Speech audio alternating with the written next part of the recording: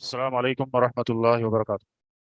الحمد للہ والصلاة والسلام علی رسول اللہ وعلی آلہ واصحابہ ومن تبعہم بإحسان الی یوم الدین، اما بعد۔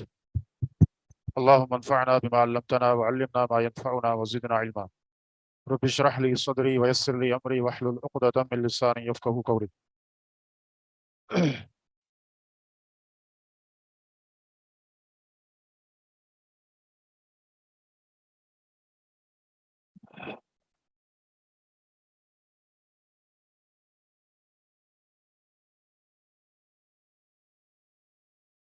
سجود السہو کے متعلق ہم پڑھ رہے تھے۔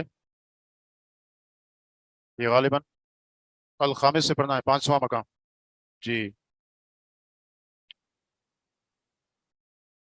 وَيَجِبُ سجود السہو، صفحہ نمبر 70۔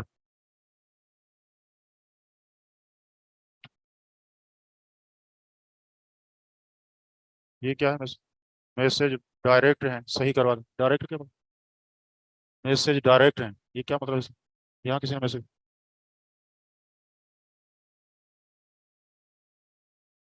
یہ تو بہت اچھا ہے اگر اس طرح ہو جائے۔ یہ تو میرا کافی عرصے سے یہ تمنا ہے کہ اسی طرح۔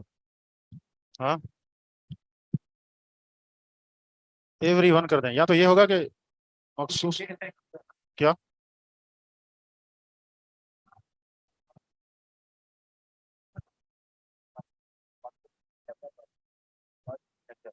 چلیں فی الحال تو رہنے دیتے ہیں ہم، یہ تجربہ ہے ایک، اور سوال میں دہرا دوں گا اگر کوئی اہم سوال آیا تو۔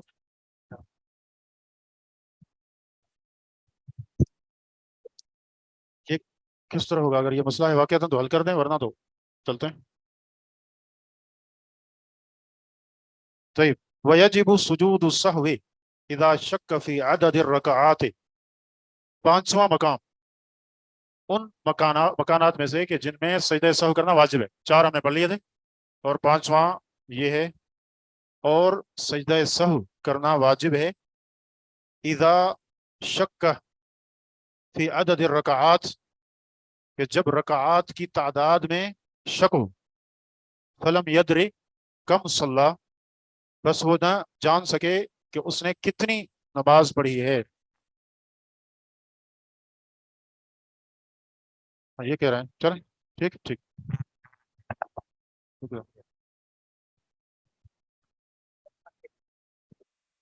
تو پانچواں مقام ہم پڑھ رہے ہیں جس میں سجدہ سہو کرنا واجب ہے۔ یہ کب ہے؟ جب رکعات کی تعداد کے متعلق شک ہو۔ صحیح ہے، انسان کو یہ نہ معلوم ہو سکے کہ اس نے کتنی رکعات پڑھی ہیں، اس نے کتنی رکعات پڑھی ہیں۔ وذالک اثناء الصلاۃ، یہ کب ہوگا؟ یہ دوران نماز ہوگا، یہ دوران نماز کے اثناء میں، یعنی دوران نماز ہوگا۔ جب نماز پڑھ رہا ہو تو اس کو شک ہو جائے کہ میں نے کتنی رکعات پڑھی ہیں، رکعات میں شک ہو جائے۔ لِأَنَّهُ أَدَّى جُزْءًا مِّن صَلَاتِهِ مُتَرَدِّدًا، کہتے ہیں ایسے موقع پر سجدہ سہو کرنا واجب ہے۔ کیوں واجب ہے؟ یہ لام علت کا ہے، سبب کا، اس وجہ سے کہ ادا جزء من صلاتی، کہ اس نے ادا کیا ہے نماز کا ایک حصہ، مترددن، تردد میں، شک میں، فی کونہ منہا او زائدن، اس بارے میں کہ وہ نماز میں سے ہے یا اضافی ہے نماز پر۔ صحیح ہے، یعنی ایک کیا ہوتا ہے نفس میں، ایک کشمکش ہوتی ہے کہ کتنی نماز میں نے پڑھی ہے، شک ہے، زیادہ پڑھی ہے کم پڑھی ہے۔ تو اس جو ہے گو مگو کی صورتحال میں کہتے ہیں فضعفت النیت، نیت کمزور پڑ جائے، نیت کمزور پڑ گئی۔ کیونکہ نیت کیا ہے؟ نیت کہتے ہیں ایک معاملے میں یقین کی نیت ہو، اب اس کو شک ہو گیا کہ میری رکعات کم ہے یا زیادہ ہے، تو اس معنی میں نیت میں کمزوری واقع ہوئی۔ ٹھیک ہے، تو اس صورت میں وحتاجت للجبر بالسجود، تو وہ نیت محتاج ہے کہ اس کی تلافی ہو سجود کے ساتھ، سجدہ سہو کے ذریعے۔ وہ جو کمزوری نیت میں واقع ہوئی کہ میں نے کتنی رکعات پڑھی، ہاں، تو اس کمزوری میں جو نیت میں واقع ہوئی اس کی تلافی سجدہ سہو کے ذریعے ہو۔ تو یہاں پر بھی سجدہ سہو کرنا واجب ہے۔ سمجھ گئے بات؟ تو مسئلہ کیا ہے کہ سجدہ سہو کرنا واجب ہے کب؟ جب آدمی نماز پڑھ رہا ہو، اس کو یہ سمجھ میں نہ آئے کہ اس نے کتنی رکعات پڑھی ہیں، 3 پڑھی ہیں، 4 پڑھی ہیں۔ ٹھیک ہے، تو کہتے ہیں وہ بھی سجدہ سہو کرے گا۔ کیوں؟ اس لیے کہ وہ تردد میں رہا، شک میں رہا، اور اس سے نیت میں کمزوری اور ضعف واقع ہوا تو اب اس کی تلافی سجدہ سہو کے ذریعے کرے گا، سجدہ سہو کے ذریعے کرے گا۔ آگے مزید اس کو بیان کریں گے، اس کے آگے پھر 2 صورتیں۔ لعموم حدیث ابی ہریرہ رضی اللہ عنہ، ایسا کیوں کرے گا؟ ابو ہریرہ رضی اللہ عنہ کے حدیث کے عموم کی وجہ سے، یہ سیدنا ابو ہریرہ رضی اللہ عنہ کی حدیث میں عموم پایا جاتا ہے کہ ان رسول اللہ صلی اللہ علیہ وسلم قال ان احدکم اذا قام یصلی، کہ بے شک تم میں سے کوئی ایک اذا قام، جب وہ کھڑا ہوتا ہے، یصلی نماز پڑھ رہا ہوتا ہے، جاءہ الشیطان، تو اس کے پاس شیطان آتا ہے، فلبس علیہ، تو اس پر خلط ملط کر دیتا ہے، ہاں آگے دیگر خیالات باتیں، جب انسان ان کے بارے میں سوچنے لگتا ہے نا تو پھر نماز پر سے اس کی توجہ ہٹ جاتی ہے، پھر یہاں تک کہ عدد رکعات میں بھی شک میں پڑ جاتا ہے۔ تو اس طرح شیطان نماز کو اس کے اوپر خلط ملط کرتا ہے، حتی لا یدری کم صلی، حتیٰ کہ وہ نہیں جانتا کم صلی، اس نے کتنی نماز پڑھی، تو یہ یعنی کیفیت پیدا ہوئی۔ اب کہتے ہیں آگے فَإِذَا وَجَدَ ذَلِكَ أَحَدُكُمْ، جب پائے یہ تم میں سے کوئی اس طرح کی کیفیت، فَلْيَسْجُدْ سَجْدَتَيْنِ، تو چاہیے کہ وہ 2 سجدے کرے، وَهُوَ جَالِسٌ، اس حال میں کہ وہ بیٹھا ہوا ہو، اس حال میں کہ وہ بیٹھا ہوا ہو۔ تو یہ ہے ابو ہریرہ رضی اللہ عنہ کی حدیث، اس میں عموم ہے، یعنی اس میں کیا ہے کہ انسان کو شک ہو کہ اس نے کتنی رکعات نماز پڑھی ہے تو پھر کیا کرے، حدیث کہتی ہے کہ وہ سجدہ سہو کرے، تو اس حدیث میں عموم ہے۔ اچھا آگے وفی هذه الحالۃ بین امرین، کہ انسان اس حالت میں 2 امور میں سے ہوتا ہے، یعنی اس کے 2 حالتیں ہوتی ہیں، یا اس کے آگے 2 امر ہوتے ہیں، معاملات ہوتے ہیں۔ کیسے؟ کہ یا تو وہ شک میں ہوگا یا ظن غالب ہوگا اس کا، سمجھ رہے ہیں؟ شک کیا ہے اور ظن غالب کیا ہے، کون بتائے گا؟ شک کیا ہے؟ اچھا ٹھیک ہے، آپ کا جواب صحیح ہے، لیکن ہاں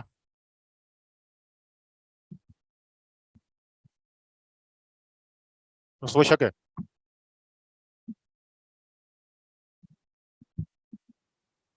ہاں ایک جانب یعنی ترجیح پائے گا، ٹھیک ہے ٹھیک ٹھیک ہے، آپ نے صحیح کہا دونوں نے، ہاں لیکن ہاں یعنی یہ کیا ہے؟ ظن غالب، سن تو ہے یہ صحیح، ہاں یہ مسئلہ ہے ذرا، لیکن یہاں دیکھیں کہتے ہیں کہ الشک تساوی بین الامرین، التساوی بین الامرین، اس کو 50-50 کی جگہ التساوی بین الامرین کہتے ہیں، تو یہ پوری تاریخ ہو جائے گی، یعنی 2 معاملات کا بالکل برابر ہونا، اس طور پر کہ کسی کو کسی کے اوپر کوئی ہاں درجہ نہ ہو، برتری نہ ہو، بالکل برابر ہو۔ جی ہاں، اور ظن غالب یہ ہے کہ ان میں سے ایک جانب پر یعنی دل زیادہ مائل ہو رہا ہے، گو کہ شک اس میں بھی ہے، یقین وہاں بھی نہیں ہے، لیکن ایک معاملے میں آپ کہتے ہیں، بس کہتے ہیں نا میرا غالب گمان یہ ہے کہ اس طرح ہوگا، یعنی ہوگا آپ کہہ رہے ہیں، لیکن یعنی آپ اس کو شک نہیں کہیں گے، اس کو کہیں گے ظن غالب۔ تو اب یہ 2 حالتیں ہیں، دونوں میں فرق ہے یا ایک ہے؟ دونوں میں فرق ہے ظاہر ہے، اب یہی بات آگے سمجھا رہے ہیں، سنیں۔ تو کہتے ہیں اما ان یکون الشک، یا تو ہوگا شک بدون ترجیح لاحد الاحتمالین، احتمال 2 احتمالوں میں سے کسی ایک کی ترجیح کے علاوہ کیا ہوگا؟ شک ہوگا۔ اب اس حالت میں کیا کرے گا جب شک ہے؟ آپ کیا کرتے ہیں اگر اس طرح ہو جائے آپ سے؟ اب تک کا عمل کیا ہے آپ کا؟ سجدہ سہو تو کریں گے؟ ہاں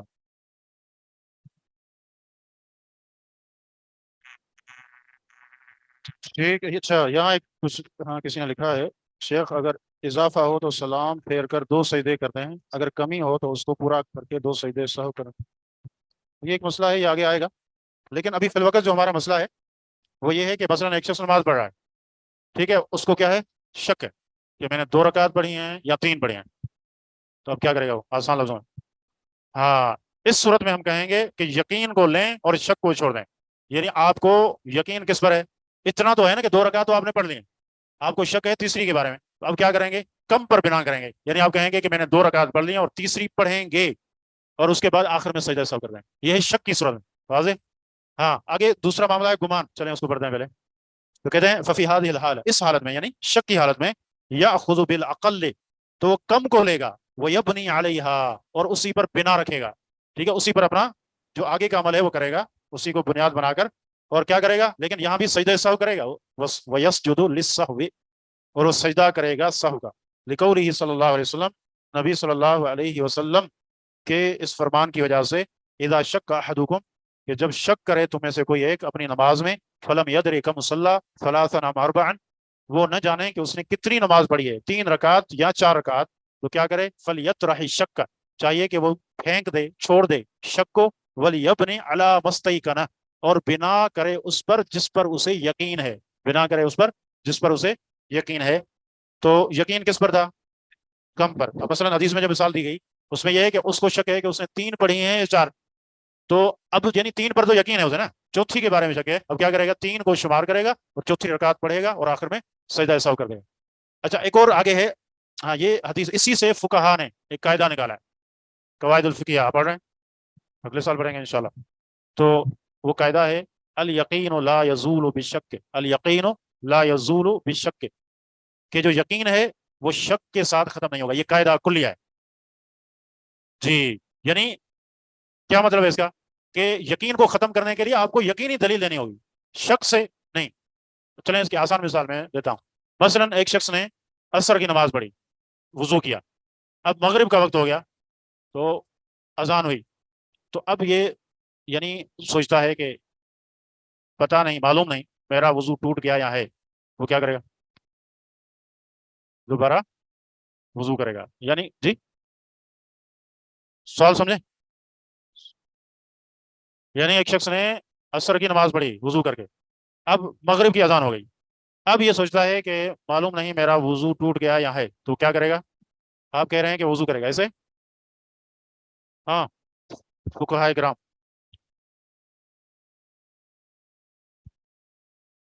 سوال میں یہی ہے، سوال میں یہی ہے کہ اس کو شک ہے کہ اس کا وضو باقی ہے یا ٹوٹ گیا، جی اس کو وضو کرنے کی ضرورت نہیں ہے، کیونکہ یقین کس پر ہے؟ اس کو وضو اس نے کیا ہے، اس پر یقین ہے۔ اب شک کس پر ہے کہ اس کا وضو ٹوٹا ہے یا نہیں، تو اس پر شک ہے، تو یہاں شک کو چھوڑے گا اور یہ اس کا وضو ہے۔ اور یہ قاعدہ سمجھیں آج کل شک کی بیماری ہے بہت سارے لوگوں میں، ہر معاملے میں، ہر معاملے میں شک، پتہ نہیں، یعنی ایک بندہ وضو کر کے آیا پھر کہ پتہ نہیں میں نے وضو صحیح کیا یا نہیں کیا، پتہ نہیں میرا وضو ٹوٹ گیا ہے یا ہے، پوری زندگی ایسے لوگوں کی زندگی اجیرن ہوتی ہے۔ اچھا مناسبت سے کہتے ہیں قاضی ابو یعلا، ایک قاضی گزرے ہیں بہت بڑے، اس کے پاس ایک شخص آیا اور اس نے آ کر کہا کہ مجھے اس سے محسوس ہوتا ہے کہ میں نے اپنی بیوی کو طلاق دے دیا، سمجھے گا؟ مجھے لگتا ہے کہ میں نے بیوی کو طلاق دے دیا۔ تو قاضی صاحب نے کہا کہ اس کو یعنی سمجھانے کے لیے انہوں نے کہا کہ آپ نے طلاق تو دے دی ہے، آپ میرے پاس آئے تھے رات کو، آپ نے طلاق دی ہے، میرے سامنے دی ہے۔ اچھا تو اس نے کہا اقسم باللہ، میں تو اللہ کی قسم کھاتا ہوں، میں تو آپ کے پاس ابھی آیا ہوں، اس سے پہلے آیا ہی نہیں ہوں، تو آپ کیسے کہہ رہے ہیں؟ تو کہا ہاں بات آسان ہے، آپ جس طرح میرے سامنے قسمیں کھا رہے ہیں نا طلاق نہیں دی، شیطان جب وسوسہ ڈالے تو شیطان کے سامنے بھی قسمیں کھا لے کہ اللہ کی قسم میں نے طلاق نہیں دی، تم نے طلاق نہیں دی، مسئلہ ختم ہو گیا۔ تو یعنی ایک معاملہ جو یقینی ہے اس کو اس طرح کیسے ختم کیا جائے گا؟ تو یہ سمجھے بڑا اہم قاعدہ ہے، خصوصاً ان لوگوں کے لیے جو شکوک و شبہات کے مریض ہیں، ہر معاملے میں ان کو شک پڑتا ہے۔ اور یہ یعنی شک ایسی چیز ہے اگر کسی کی زندگی میں پیدا ہو جائے تو اس کی زندگی اجیرن بن جائے گی، نہ صرف اس کی بلکہ جو اس کا اڑوس پڑوس ہے، ارد گرد ہے، وہ بھی مصیبت میں ہوگا ہر چیز میں۔ تو یہ قاعدہ ہے، اس کو سمجھیں، یقین جس چیز پر ہے تو سمجھیں گے شک اس کا کچھ بھی بگاڑ نہیں سکے گا۔ ٹھیک ہے آگے، یہ تو ہو گئی ایک صورت، ہاں شک والی، کہا ثم یسجد سجدتین قبل ان یسلم، پھر سجدے کر لے 2 سجدے قبل اس کے کہ وہ سلام پھیرے، سلام کرنے سے پہلے۔ تو یہ تو ہو گئی شک کی صورت، ہاں باقی رہا ظن غالب کا معاملہ، تو کہتے ہیں وَأَمَّا إِذَا غَلَبَ عَلَى ظَنِّهِ، ہاں باقی رہا یہ معاملہ کہ جب اس کا گمان غالب ہو، وَتَرَجَّحَ أَحَدُ الْاحْتِمَالَيْنِ، اور 2 احتمالوں میں سے کوئی ایک راجح ہو، یعنی 2 چیزیں ہیں، تو یعنی ان میں کیا ہے، ایک جانب کیا ہے غالب ہے دوسرے پر، فَإِنَّهُ يَعْمَلُ بِهِ، تو ظن غالب پر عمل کرے گا، ظن غالب پر عمل کرے گا، وَيَبْنِي عَلَيْهِ، اور اسی پر بنا رکھے گا، وَيَسْجُدُ سَجْدَتَيْنِ لِلسَّهْوِ، اور 2 سجدے سہو کرے گا۔ اس کی صورت کیا بنے گی؟ اس کی صورت چلیں یہی جو مثال حدیث میں دی گئی ہے، ایک شخص نے نماز پڑھی، ٹھیک ہے، اب اس کو یعنی یہ شک پیدا ہو رہا ہے کہ اس نے 2 رکعت پڑھی ہیں یا 3، لیکن کہتا ہے ظن غالب یہ ہے کہ میں نے 3 پڑھی ہیں، ظن غالب یہ ہے کہ میں نے 3 پڑھی ہیں، وہ کیا کرے گا؟ ظن غالب کو لے گا، ظن غالب کو لے یعنی 3 کو شمار کرے گا، اور آخر میں کیا کرے گا؟ سجدے سہو کر دے گا۔ اس طرح یہ، تو ابھی جو مسئلہ ہم نے پڑھا اس کی 2 صورتیں، یعنی کہ ایک ہے شک کا معاملہ اور دوسرا ہے ظن غالب کا معاملہ۔ اگر شک کا معاملہ ہے تو پھر کیا کریں گے؟ شک کو چھوڑ دیں گے اور یقین کو لیں گے، اور یقین کم پر ہے، جو کم ہوگی اسی پہ یقین ہوگا، جو زیادہ ہے اس میں جو شک ہے اس کو چھوڑ دیں گے، کم کو شمار، یہ ہے شک کی صورت میں۔ دوسرا معاملہ ہے ظن غالب، ظن غالب، تو ظن غالب کو لیا جائے گا، اور یعنی آخر میں سجدہ سہو، سجدہ سہو تو دونوں میں کیے جائیں گے، لیکن اس میں شک میں یقین کو لیا جائے گا، اور یہاں ظن غالب کو لیا جائے گا۔ شیخ اگر شک آ جائے اور اس کے بعد انسان کو یقین آ جائے، شک آ جائے اور یقین آ شک آنے کے بعد انسان پہلے شک کرے لیکن پھر وہ اپنے آپ کو مطمئن کر لے کہ یہ چیز نہیں ہوئی، جائے، پھر بات تو ختم ہو گئی۔ پھر سجدہ سہو اس کو نہ کرے؟ نہیں، اس کو یقین کہیں گے، اس کو ظن غالب ہی کہیں گے۔ ایک بندہ پہلے شش و پنج میں رہا، پھر ایک جانب اس پر غالب آیا، تو یقین کیسے ہوا؟ اس کو ظن غالب ہی کہیں گے نا۔ ہاں، تو سجدہ سہو کریں گے، یہ اسی مسئلے میں ہے جو ابھی ہم نے بیان کیا۔ جی آگے کیا ہے؟ آگے بڑھو۔ المسألۃ الثالثۃ متى يسن؟ المسألة الثالثة متى يسن؟ يسن السجود السهو إذا أتى بقول مشروع في غير محله سهوا، كالقراءة في الركوع والسجود والتشهد في القيام، مع الإتيان بالقول المشروع في ذلك الموضع، كأن يقرأ في الركوع مع قوله سبحان ربي العظيم، لحديث النبي صلى الله عليه وسلم إذا نسي أحدكم فليسجد سجدتين۔ ایک سوال کسی نے کیا ہے، لیکن اس کا جواب آگے آئے گا، تھوڑا سا صبر کریں کہ سجود یعنی سجدہ سہو کب کرنا ہے، یہ اس کا محل ہے، یا بھول جائے تو اس میں اس کا جواب آئے گا انشاءاللہ۔ جی المسألۃ الثالثۃ، پیچھے ہم نے جو صورت پڑھی تھی وہ تھی کہ سجدہ سہو کرنا واجب ہے۔ اب تیسرا مسئلہ ہے متى یسن، کب وہ مسنون ہے۔ مسنون یعنی مستحب ہے، مستحب ہے۔ مسنون اور مستحب اور سنت، مشروع، یہ سب کیا ہیں؟ ہم مانا ہے، ہم مانا ہے۔ تو متى یسن، کب مسنون ہے، یعنی کب سنت ہے، فرض نہیں سنت ہے، کریں تو ٹھیک ہے، نہ کریں تو کوئی حرج نہیں ہوگا۔ کہتے ہیں کہ یسن سجود السہو، مسنون قرار دیا گیا ہے سجدہ سہو کو، یا مسنون ہے سجدہ سہو، اذا اتا بقول مشروع فی غیر محلہ سہوا، کہ جب وہ آئے مشروع قول کے ساتھ اس کی محل کے علاوہ بھولتے ہوئے۔ کیا مطلب اس کا؟ یعنی وہ قول ایسا ہے کہ جو نماز میں پڑھنا تو ثابت ہے، لیکن اس جگہ اس کو پڑھے جو اس کا محل نہیں ہے، وہ جو اس کا محل نہیں ہے۔ مثلا قرات کرنا، یہ تو ٹھیک ہے، نماز میں قرات کی جاتی ہے، لیکن جا کے مثلا بھول جائے اور سجدے میں قرات شروع کر دے، رکوع میں قرات شروع کر دے، تو کہیں گے اس کا محل نہیں ہے، ٹھیک ہے۔ ویسے تو ٹھیک ہے، نماز کی حالت میں قرات ہے، تو اب اس پہ کیا کریں گے؟ تو کہتے ہیں کہ یہاں پر بھی کل قراءت، جس طرح قرات کرنا پھر رکوع و سجود، رکوع اور سجدوں میں، و تشہد مع القیام، اور قیام میں تشہد پڑھے، التحیات للہ والصلوات والطیبات، کہاں پر؟ قیام میں، قیام میں۔ تو تشہد نماز کا حصہ ہے، ہاں التحیات پڑھی جاتی ہے، لیکن یہ اس کا محل نہیں ہے۔ مع الاتیان بالقول المشروع فی ذلک الموضوع، اور ساتھ میں جو قول مشروع ہے اس جگہ میں وہ بھی پڑھے۔ مثلا اس کو یاد آیا کہ میں کس میں ہوں، میں تو رکوع میں ہوں، مجھے یہاں پڑھنا چاہیے سبحان ربی العظیم، لیکن ساتھ میں قرات میں سے کچھ پڑھ لیا یا تحیات پڑھ لی، تو اس نے قول مشروع بھی پڑھا اور ایک اور چیز پڑھی جس کا وہ محل نہیں ہے، وہ جگہ نہیں ہے، تحیات، ٹھیک ہے۔ تو کہتے ہیں اس صورت میں بھی، اس صورت میں کیا کرے گا؟ سجدہ سہو کرنا مسنون ہے، فرض تو نہیں ہے لیکن کرے تو اچھا ہے۔ کہیں یقرا فی رکوع، کہتے ہیں جس طرح کہ وہ پڑھے رکوع میں، با قولہ، پڑھے سے مراد قرات کرے قرآن کریم، با قولہ سبحان ربی العظیم، اپنے اس قول کے ساتھ کہ سبحان ربی العظیم، یعنی سبحان ربی العظیم یہ سجدے کی دعا ہے، یہ بھی پڑھے اور اس کے ساتھ ساتھ قرآن کریم میں سے کچھ پڑھے۔ تو اب جو ہے اس نے یعنی وہ مشروع کام جو کرنا تھا وہ بھی کیا، لیکن ساتھ میں ایک وہ معاملہ کیا جس کا یہ محل نہیں ہے، یہ جگہ نہیں ہے، تو کہتے ہیں اس صورت میں سجدہ سہو کرنا مسنون ہے، لحدیث نبی صلی اللہ علیہ وسلم، نبی صلی اللہ علیہ وسلم کی اس حدیث کی وجہ سے، اذا نسی احدکم فلیسجد السجدتین، جب بھول جائے تم میں سے کوئی ایک، چاہیے کہ وہ 2 سجدے کرے، یعنی سجدہ سہو۔ کیوں؟ کہتے ہیں بھولا تو ہے نا، گو کہ اس سے کوئی خلل نہیں آیا زیادہ، اس نے تلافی بھی کر لی، جو مسنون ذکر ہے وہاں کا وہ بھی پڑھ لیا، لیکن پھر بھی نسیان تو ہوا نا، بھول تو ہوئی۔ تو کہتے ہیں اللہ کے نبی کی یہ حدیث عام ہے کہ جب تم میں سے کوئی بھولے تو کیا کرے؟ سجدہ سہو کرے۔ تو کہتے ہیں یہاں پر ان مواقع پر سجدہ سہو کرنا مسنون۔ واضح ہے؟ جی آگے پڑھیں۔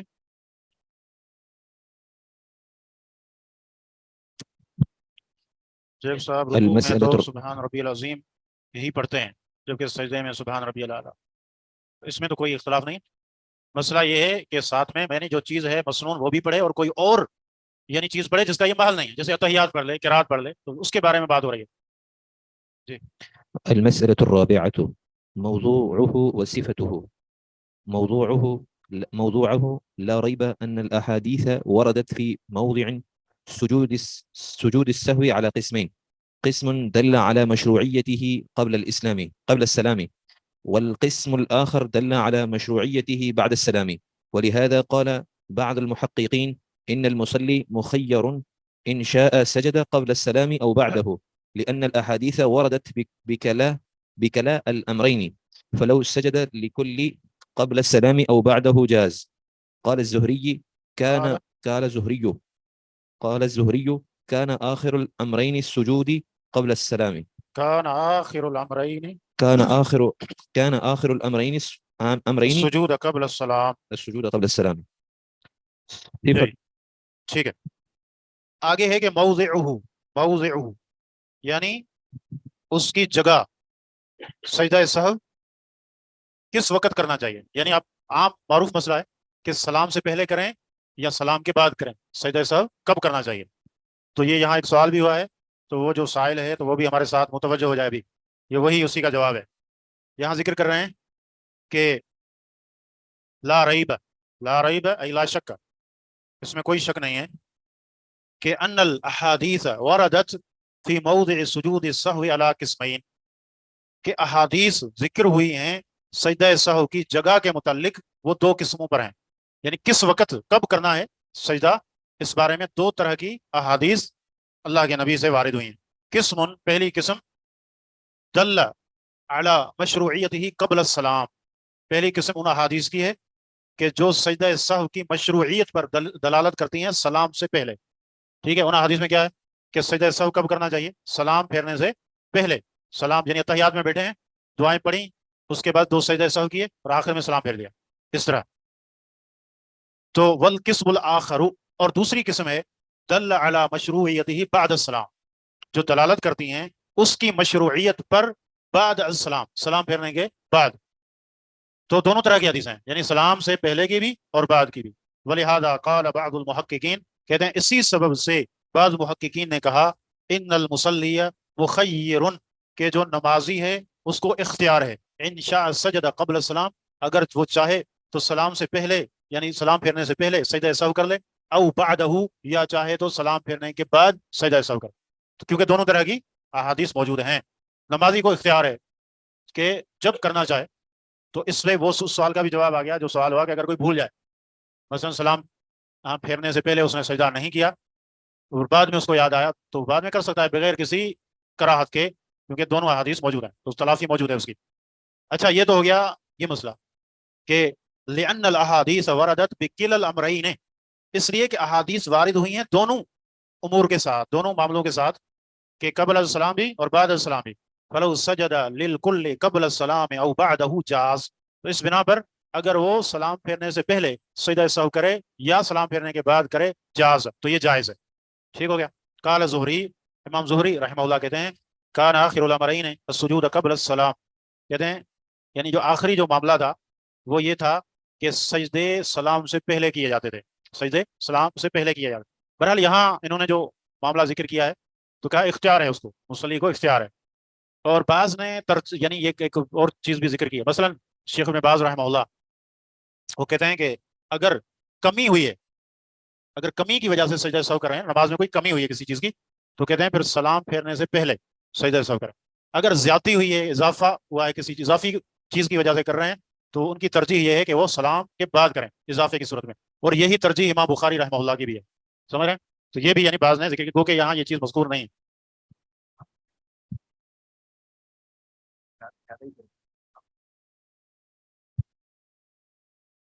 یہ مطلب نہیں، نماز میں کبھی کوئی چیز کم رہ جاتی ہے، کمی ہو جاتی ہے کسی چیز کی، آپ سے کوئی عمل رہ گیا یہ کمی ہے، یا کوئی چیز بڑھا دی یہ اضافہ ہے، تو کہتے ہیں کمی کی صورت میں سجدہ سہو کب کریں گے؟ سلام پھیرنے سے پہلے. اگر کوئی چیز اضافی ہے نماز میں آ گئی آپ سے، تو پھر سلام پھیرنے کے بعد. یہ ہے کوئی ایک. اچھا، ان میں ایک اور بھی مسئلہ ہے، آگے وہ ذکر کریں گے. یہ احناف کا معاملہ ہے جی،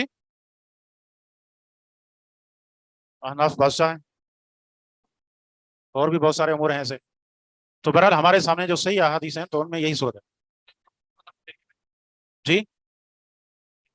ہاں طریقہ تو یہ ہے، اگر سلام کے بعد کرنا چاہتے ہیں تو پھر سلام پھیرنے کے دونوں سلام پھیریں، اس کے بعد وہ سجدہ سہو کریں. جی. مائی کا استعمال قد ترکہ، چھوڑ دیا گیا. شیخ عام طور پہ ہمارے یہاں اہل حدیثوں میں تو یہ رائج ہے کہ سلام سے پہلے 2 سجدے کیے جاتے ہیں. سلام سے پہلے ہمارے یہاں عام تو طور پہ یہ رائج ہے، لیکن چاہے یہاں کمی ہو یا اضافہ ہو کچھ بھی ہو. جی جی. اور بہرحال اس میں یہ بھی ایک قول ہے جو آپ نے پڑھا کہ مخیر ہے، تو اس کو وہ اختیار کرتے ہیں تو ان کی مرضی ہے، یعنی ایک لحاظ سے، کیونکہ جب اختیار ہے تو پھر دونوں معاملات برابر ہیں، چاہے سلام سے پہلے کریں یا بعد میں کریں. لیکن اس میں جو ہے نا یہ ایک تلافی کی صورت بھی موجود ہے. یہ قول انسب ہے اس معنی میں کہ اگر کوئی بھول گیا سجدہ سہو کرنا، اس کو بعد میں یاد آ گیا تو پھر وہ بعد میں کر سکتا ہے بغیر کسی مسئلے کے. لیکن ترجیح دیں گے تو پھر اگر کوئی بھول گیا تو پھر کیا ہوگا، یہ پھر الگ سے ایک معاملہ ہوگا. تو ایک لحاظ سے دیکھا جائے کہ یہ ایک یعنی آسان ہے، اس میں اور معاملات بھی آسانی سے حل ہو جاتے ہیں، یہ انسب ہے. جی آگے آگے کیا ہے؟ صفت سجود السہو، سجدہ سہو کی کیفیت، صفت سجدہ سہو کس طرح کریں، پڑھیں. صفة سجود السهو سجدتان كسجود الصلاة يكبر في كل سجدة للسجود وللرفع منه ثم يسلم، وذهب بعضهم إلى أنه يتشهد إذا سجد للسهو بعد السلام لورود ذلك لورود ذلك عن النبي صلى الله عليه وسلم في ثلاثة أحاديث حسنة بمجموعها كما قال الحافظ ابن حجر. جی یہ ہے کہ سجدہ سہو کی کیفیت، سجدتان کا سجود الصلاۃ، سہو کے 2 سجدے ہیں اور نماز میں سجدوں کی طرح ہیں، یعنی ان کی کیفیت وہی ہے، ان کی کیفیت وہی ہے کہ جو. اچھا یہاں ایک بات ہے، بہرحال اس کو سمجھنے کی ضرورت ہے. شریعت کا ایک قاعدہ ہے کہ شریعت ایک مرتبہ اگر کوئی اس کی کیفیت ذکر کر دے تو اس کے بعد جتنی چیزیں اس کی ہوں گی تو ضروری نہیں ہے. اب مثال کے طور پر سجدے بہت زیادہ ہیں، کون سا؟ فرضی نماز کا سجدہ ہے، نفلی نماز کا سجدہ ہے، ہاں اسی طرح سجدہ تلاوت ہے، سجدہ شکر ہے، ٹھیک ہے. تو اب وہاں لفظ کیا آیا ہے؟ سجدہ. اب کوئی کہے کہ اس کی آپ بتائیں کہ سجدہ شکر کی کیفیت کیا ہے، ہم کہیں گے یہ سجدہ ہے جس طرح سے اللہ کے نبی صلی اللہ علیہ وسلم نے نماز میں سجدہ کیا، یہ بھی اسی طرح، ٹھیک ہے. جتنے بھی سجدے ہوں گے تو ان کی کیفیت یہی ہوگی، ٹھیک ہے. تو اسی طرح جو قیام ہیں وہ بھی اسی طرح ہے، قیام کی کیفیت بھی اللہ کے نبی سے ثابت ہے. اور اسی طریقے سے جب آپ سجدہ کرتے ہیں، تشہد میں بیٹھتے ہیں، رکوع کرتے ہیں، تو وہ سب اس کے اندر داخل ہوں گے. ضروری نہیں ہے کہ ایک ایک چیز کی آپ کو دلیل ملے، کیونکہ ہمارے پاس دلیل آ گئی اور شریعت ایک مرتبہ یعنی اس چیز کو یعنی ذکر کیا تو باقی جتنی چیزیں ہوں گی اسی پر محمول ہوں گی. سمجھ رہے ہیں یہ بات؟ یہ قاعدہ اسی طرح ہے. تو کہتے ہیں کہ یہ 2 سجدے ہیں کا سجود الصلاۃ، نماز میں سجدے کی طرح. یکبر یا یکبر فی کل سجدۃ، وہ تکبیر کہے گا ہر سجدے میں، جیسے کیفیت ہے اللہ اکبر کہہ کے سجدہ کرنے کے لیے بھی تکبیر کہے گا، وللرفع منہ، اور جب سجدے سے سر اٹھائے گا تب بھی کیا کہے گا؟ اللہ اکبر کہے گا. ثم یسلم، پھر سلام پھیر دے گا. وذهب بعضهم، اصل تو یہ ہے، کہتے ہیں بعض لوگ اس طرف بھی گئے ہیں انہ یتشہد، کہ وہ تشہد میں بیٹھے گا، اذا سجد للسہو بعد السلام، کہ جب سہو کے 2 سجدے کر لے سلام کے بعد، سلام کے بعد سلام پھیرا، سہو کے 2 سجدے کیے، اس قول کے مطابق دوبارہ تشہد پڑھے گا، تشہد پڑھنے کے بعد پھر سلام پھیرے گا. سمجھ رہے ہیں؟ یہ ہو جائے تو جی یہ اس طرف بھی کچھ گئے ہیں. اچھا کیوں ایسا کیوں ہے؟ لورود ذالک عن النبی صلی اللہ علیہ وسلم فی 3 احادیث، کہتے ہیں کہ نبی صلی اللہ علیہ وسلم سے اس بارے میں 3 احادیث ہیں جو کہ حسن ہیں، مجموعی لحاظ سے، کما قال الحافظ ابن حجر، جس طرح حافظ ابن حجر نے کہا. لیکن یہ معاملہ متفق علیہ نہیں ہے. سمجھ رہے ہیں بات؟ حافظ ابن حجر رحمہ اللہ کی تحقیق میں وہ احادیث انہوں نے اس کو حسن لغیری کہا ہے، باقی دیگر جو علماء ہیں ان کو ضعیف کہتے ہیں، تو لہٰذا ان کے نزدیک تشہد نہیں ہے، پھر تشہد نہیں ہے، اور زیادہ معمول بھی یہی ہے. سمجھ رہے؟ ہاں سلام پھر تشہد پڑھنے کی ضرورت نہیں ہے. ہاں ان کا تو ضعیف حدیث پر کافی عمل ہے. جی ٹھیک ہو گیا. کوئی ضروری سوال ہے تو ہم دیکھتے ہیں. شیخ محترم ایک سوال اس ٹاپک سے،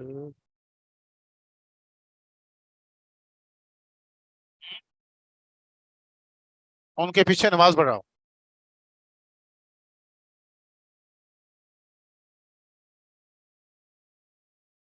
بھائی ایسے ظاہر چیزیں اس کو ہٹا لیں، کل سے کہیں کہ ہمیں اس کی ضرورت نہیں ہے، کیونکہ اس سے یہ کہ بھائی نہ ہو یہ اچھا ہے اس سے کہ مائک ساتھ پڑا ہے اور ہم اس کو اس میں بات نہ کریں، یہ بڑا مسئلہ ہے۔ کلاس ختم ہو گئی اس وجہ ہاں؟ سے، کلاس ختم ہو گئی اس نہیں وجہ کلاس کہاں ختم ہوئی ہے، ابھی ٹائم ہے۔ سے۔ شیخ اگر ہم احناف کے پیچھے نماز پڑھ رہے ہوں ہم، اور وہ جو ہے جب آخری تشہد میں جائیں اور ہمیں جو ہے نا اپنا تشہد مکمل نہ کرنے دیں، اور ہاں، وہ سجدہ سہو کر دیں، ہم بھی ان کے ساتھ سجدہ سہو کریں گے، پھر جب وہ دوبارہ سجدہ سہو کرنے کے بعد جو ہے وہ دوبارہ وہ اپنی تشہد مکمل کرتے ہیں، تو اس میں ہم کیا کریں؟ اس میں آپ وہی اجتہاد کریں جو آپ نے ان کے پیچھے نماز پڑھنے کے لیے کیا۔ اب ظاہر ہے جب آپ نے ان کو امام بنایا ہے تو اب آپ اس کی تائید کریں گے امام کی، اب کیا کریں گے؟ آپ نے اتنا بڑا اجتہاد کیا، مجتہد مطلق بن گئے، سب چیزیں عقائد سب چیزیں چھوڑ کے آپ نے نماز پڑھی لی، تو یہ تو چھوٹا سا معاملہ ہے امام کی اقتدا کا، اس میں کیا اشکال ہے؟ کوئی اشکال نہیں۔ اب ظاہر ہے امام جب آپ نے ان کو بنا دیا تو اب وہ امام ہے، تو یہ آپ کو پہلے سوچنا چاہیے کہ اب جب آپ نے امام مان ہی لیا ہے تو یہ چھوٹی سی بات ہے، اس کو گوارا کر لیں۔ شیخ جیسے ہمیں اگر جماعت مل رہی ہے ایک جگہ، تو ہم جماعت چھوڑ کے اپنی نماز پڑھ لیں؟ جماعت چھوڑ کے اپنی نماز پڑھنے اگر احناف کے پیچھے مل رہے ہیں، ایک جماعت ہو رہی ہے اس کی، لیکن وہ احناف کی ہے، تو حناف کی جماعت تو ہو رہی ہے نا، آپ اگر پڑھیں گے فتنہ ہوگا، فتنہ ہوگا، فتنہ نہیں کریں، یا تو ایسا وقت کریں کہ ان کی نماز ہو جائے، پھر یہ نہیں ہے کہ نماز ہو رہی ہے اور پیچھے الگ سے نماز ہوئی، اس کی تو قطعاً اجازت نہیں ہے۔ شیخ اگر وہ ان کی جماعت ہو رہی ہے ٹھیک ہے، تو ہمیں وقت معلوم ہے کہ اس وقت ان کی جماعت ہوتی ہے، ہاں تو ہم جماعت کو نہ لیں، چھوڑ دیں، اپنی نماز پڑھ لیں الگ سے۔ ہاں، یہ الگ مسئلہ ہے، لیکن یہ اپنا معمول نہ بنائیں، اس طرح کوشش کریں کہ جہاں سنت کے مطابق نماز ہوتی ہے وہاں پہنچیں، شیخ جس طرح کہیں کام کرنے کے لیے اگر جس طرح اگر اتفاق ہو جائے تو پھر اس صورت میں عمل کر سکتے ہیں۔ آپ کیا مائک دیں آخری تشہد میں جب جلسے بیٹھتے آخری ہیں تشہد میں، اس میں ٹانگ نکال کے بیٹھنے کا جو وہ ہے وہ لازم تورک، ہے، سنت ہے؟ تورک جسے کہتے ہیں، جی، تورک جی۔ تو اس کی لازمی پابندی ہے یا وہ سنت کو چھوڑ بھی بہت سارے لوگوں کو دیکھا ہے کہ وہ سنت پوری نہیں کرتے، وہ اس طرح نہیں بیٹھتے، تو اس کا یہ حکم کیا ہے؟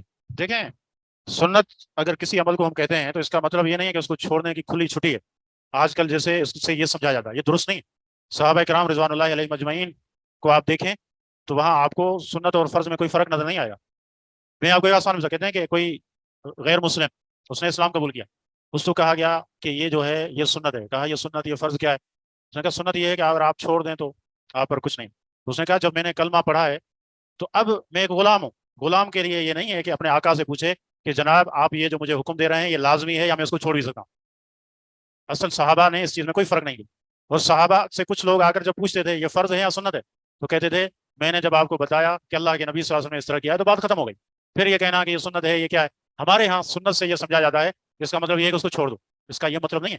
سنت صرف اس حد تک ہے کہ کبھی اگر ایسا معاملہ ہو جائے آپ وہ نہیں پڑھ سکے تو پھر ہم کہیں گے کہ یہ سنت ہے، فرض نہیں تھا کہ آپ اس کی تلافی کریں، یہ اس کا مطلب ہے۔ باقی اس کا مطلب یہ نہیں کہ اس کو ہم اصل بنا لیں اور سنتوں کو چھوڑنا شروع کر دیں، یہ بڑی غلط فہمی ہے، اس طرح نہیں کرنا چاہیے، ٹھیک ہے؟ ہاں سوال وہاں پر آتا ہے کہ کسی شخص سے کوئی مسئلہ ہو گیا اس نے چھوڑ دیا تو اب وہ کہے کہ اب میرے لیے کیا ہے، تو پھر ہم وہاں بتائیں گے یہ کوئی واجب نہیں ہے، فرض نہیں، لیکن سلف کہا کرتے تھے کہ یہ سنتیں یہ فرائض کی محافظ ہیں، ان کی پابندی کرو گے فرائض کی پابندی ہوگی، ان سے بے رغبتی کرو گے، ان میں سستی کرو گے، ایک وقت وہ آئے گا کہ انسان فرائض بھی چھوڑ دے گا۔ تو یہ سمجھیں کہ سنتیں ایسی ہیں کہ جو آپ کو فرائض سے جوڑ کے رکھتی ہیں، ٹھیک ہے؟ کبھی اس کو یعنی معمولی خیال نہ کریں، تو اصل تو یہ معاملہ ہے، واضح ہو گیا؟ ہاں، ایک رفع الیدین کرتے ہیں ہر رکعت میں، کرنا مسنون ہے، رکعت ہاتھ باندھنے سے پہلے اور پھر رکوع سے پہلے اور رکوع کے بعد۔ جی، رفع الیدین کے مقامات ہیں اور رفع الیدین کے حدیث متواتر ہیں، صحیح بخاری اور دیگر جتنی بھی کتب حدیث ہیں ان میں یہ موجود ہیں، اور یعنی جو مقامات ہیں کون سے ہیں رفع الیدین کے؟ اذا قام الی الصلاۃ کبر ورفع یدیہ، جب نماز کے لیے کھڑے ہوتے تو ہاتھ یعنی اللہ اکبر کہتے اور دونوں ہاتھ اٹھاتے، اور اسی طرح ہاں جب رکوع میں جاتے، جب رکوع سے سر اٹھاتے، اور اذا قام من الرکعتین، جب دو رکعتوں سے کھڑے ہوتے، تو یہ محل ہے رفع الیدین، یہاں رفع الیدین کرنا یعنی اللہ کے نبی صلی اللہ علیہ وسلم سے ثابت ہے، اور کوئی ایک حدیث بھی صحیح نہیں ہے جس سے پتا چلے کہ آپ نے کبھی ان مقامات پہ رفع الیدین کو ترک کیا، کوئی بھی ایسی صحیح حدیث نہیں ہے، تو یہ سنت ہے اور یہ ضرور کرنی چاہیے۔ السلام علیکم ورحمۃ اللہ وبرکاتہ۔ الحمد للہ رب العالمین والعاقبۃ للمتقین والصلاۃ والسلام علی اشرف الانبیاء والمرسلین نبینا محمد وعلی آلہ وصحبہ اجمعین، اما بعد فاعوذ باللہ من الشیطان الرجیم، بسم اللہ الرحمن الرحیم، رب اشرح لی صدری ویسر لی امری واحلل عقدۃ من لسانی یفقہوا قولی۔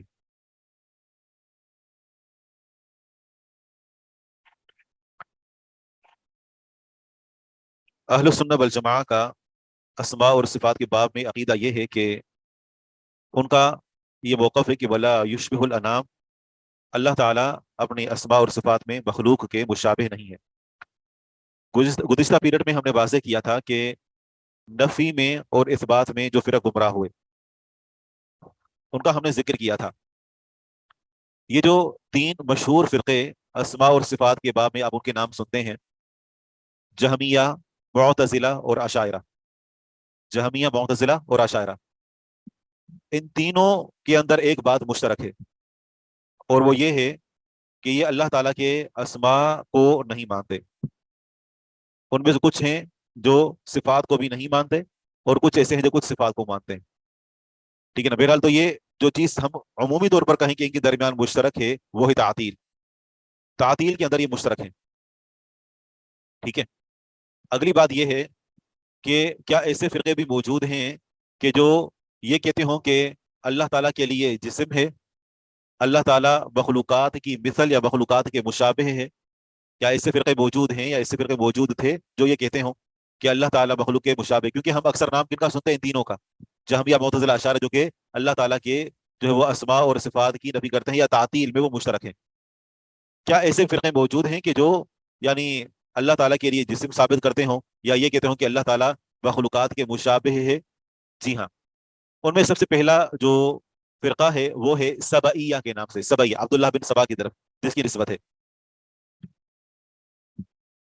عبداللہ بن سبا کی طرف سبعیہ، یہ اتباع تھے عبداللہ بن سبا کے، جو کہ یہودی تھا اور اس نے اسلام کا اظہار کیا تھا۔ اس کے جرائم میں سے جو سب سے بڑا جرم تھا وہ یہ تھا کہ یہ علی رضی اللہ عنہ کی الوہیت کا قائل تھا۔ جب علی رضی اللہ عنہ نے ان کو جلا دیا اور ان کو جلانے کا حکم دیا تو پھر اس وقت ان کا یہ اعتقاد مزید پختہ ہو گیا، کیونکہ جلانا یہ صرف اس کا اختیار اللہ تعالیٰ کے پاس ہے، تو ان کا اعتقاد بعد اللہ مزید پختہ ہو گیا کہ علی رضی اللہ عنہ الہ ہے۔ تو انہوں نے گویا کہ ایک انسان اور اس کا جسم، اس کا وجود، اس کے بارے میں ان کا عقیدہ یہ تھا کہ یہ اللہ ہے۔ اب آپ جو بیٹھے ہیں اور آپ اس بندے کے بارے میں تصور کر سکتے ہیں کہ کتنی اہم باتیں تھیں جو مقدمے میں تھی اس لیے رہ گئی، کیا خیال ہے؟ ویسا ہی کہ نہیں ہے؟ اب جتنی بھی باتیں ہوں گی نا، جتنی بھی باتیں تمہید کیا تھی ان کو سمجھ نہیں آئیں گے، تو کلاس کے شروع میں حاضر ہونا ضروری ہے، آئی بات سمجھ میں؟ کیونکہ کلاس جو اگر 50 منٹ کی ہے نا، تو ان میں سے جو 45 منٹ ہے نا اس کا مدار شروع والے 5 منٹ پر ہوتا ہے، آئی بات سمجھ میں؟ آپ اندازہ لگا سکتے ہیں ابھی کیا سمجھے گا، ٹھیک ہے؟ تو ہم بات کیا کر رہے ہیں ابھی؟ عبداللہ بن سبا کے بارے میں، اور ان کا یہ عقیدہ تھا کہ بعد اللہ علی رضی اللہ عنہ الہ ہے۔ دوسرا فرقہ ہشامیہ کے نام سے تھا، ہشامیہ، یہ پیروکار تھے ہشام بن حکم رافدی کے، ہشام بن حکم رافدی کے پیروکار تھے، حکم رافدی۔ ان کا یہ گمان تھا کہ ان کے معبود کا ایک جسم ہے، اس کی ایک انتہا ہے، اس کی ایک حد ہے لمبائی اور چوڑائی میں، ٹھیک ہے نا۔ تو وہ بعد اللہ، اللہ تعالیٰ کے بارے میں اللہ سبحانہ و تعالیٰ کے لیے جسم ثابت کرتے تھے، اور اس کی کہتے کہ اس کی ایک انتہا ہے اور لمبائی اور چوڑائی میں اس کی ایک حد ہے۔ مثلاً کیا کہتے تھے؟ ایک ان کے بارے میں قول مشہور ہے کہ یہ اللہ سبحانہ و تعالیٰ کی بعد اللہ جو لمبائی ہے وہ 7 ہاتھ ہے، اور ہر ہاتھ اللہ تعالیٰ کے ہاتھ کے برابر ہے۔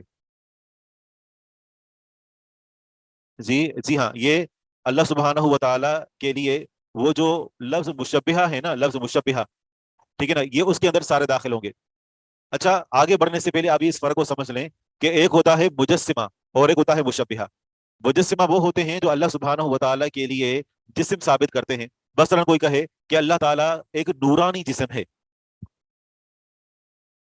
نہیں، مجسمہ وہ نہیں، اردو والا نہیں، مجسمہ کا مطلب ہوتا ہے جسم ثابت کرنے والے، جسمہ یجسم تجسیما سے اسم فاعل کا صیغہ ہے۔ مجسمہ یہ وہ فرقہ ہے جو اللہ سبحانہ و تعالیٰ کے لیے جسم ثابت کرتے ہیں۔ مثلاً کہتے ہیں کہ بعد اللہ، اللہ تعالیٰ ایک نورانی وجود ہے، ٹھیک ہے، اور یہ ہے کہ یعنی اس کو چھوا نہیں جا سکتا، بہت اس کو دیکھا جا سکتا ہے جس سے روشنیاں ہوں، تو یہ ہو گیا یہ مجسمہ۔ اور جو مشبہہ ہے وہ یہ کہتے ہیں کہ اللہ تعالیٰ کا ایک جسم ہے، جسم ماننے کے بعد ایک اضافی چیز یہ مانتے ہیں کہ اللہ تعالیٰ کا وہ جسم انسان کے جسم کے مشابہ ہے۔ آئی بات سمجھ میں؟ ٹھیک ہے، تو اب ہم نے جو دوسرے فرقے کا ذکر کیا تو یہ اللہ سبحانہ و تعالیٰ کے لیے جسم کو ثابت کرتے ہیں۔ ضروری نہیں کہ وہ جسم انسان کے جسم جیسا ہو، کسی بھی چیز کے ساتھ وہ تشبیہ دیں کہ اللہ کا جسم ہے اور وہ جسم فلاں کے مشابہ ہے، تو یہ مجسمہ بھی ہو گئے اور مشبہہ بھی ہو گئے. جسم ہے وہ آگے آ رہا ہے، وہ یہ کہتے ہیں کہ اللہ سبحانہ و تعالیٰ کے لیے جسم ہے اور وہ جسم کسی جسم سے مشابہ نہیں ہے.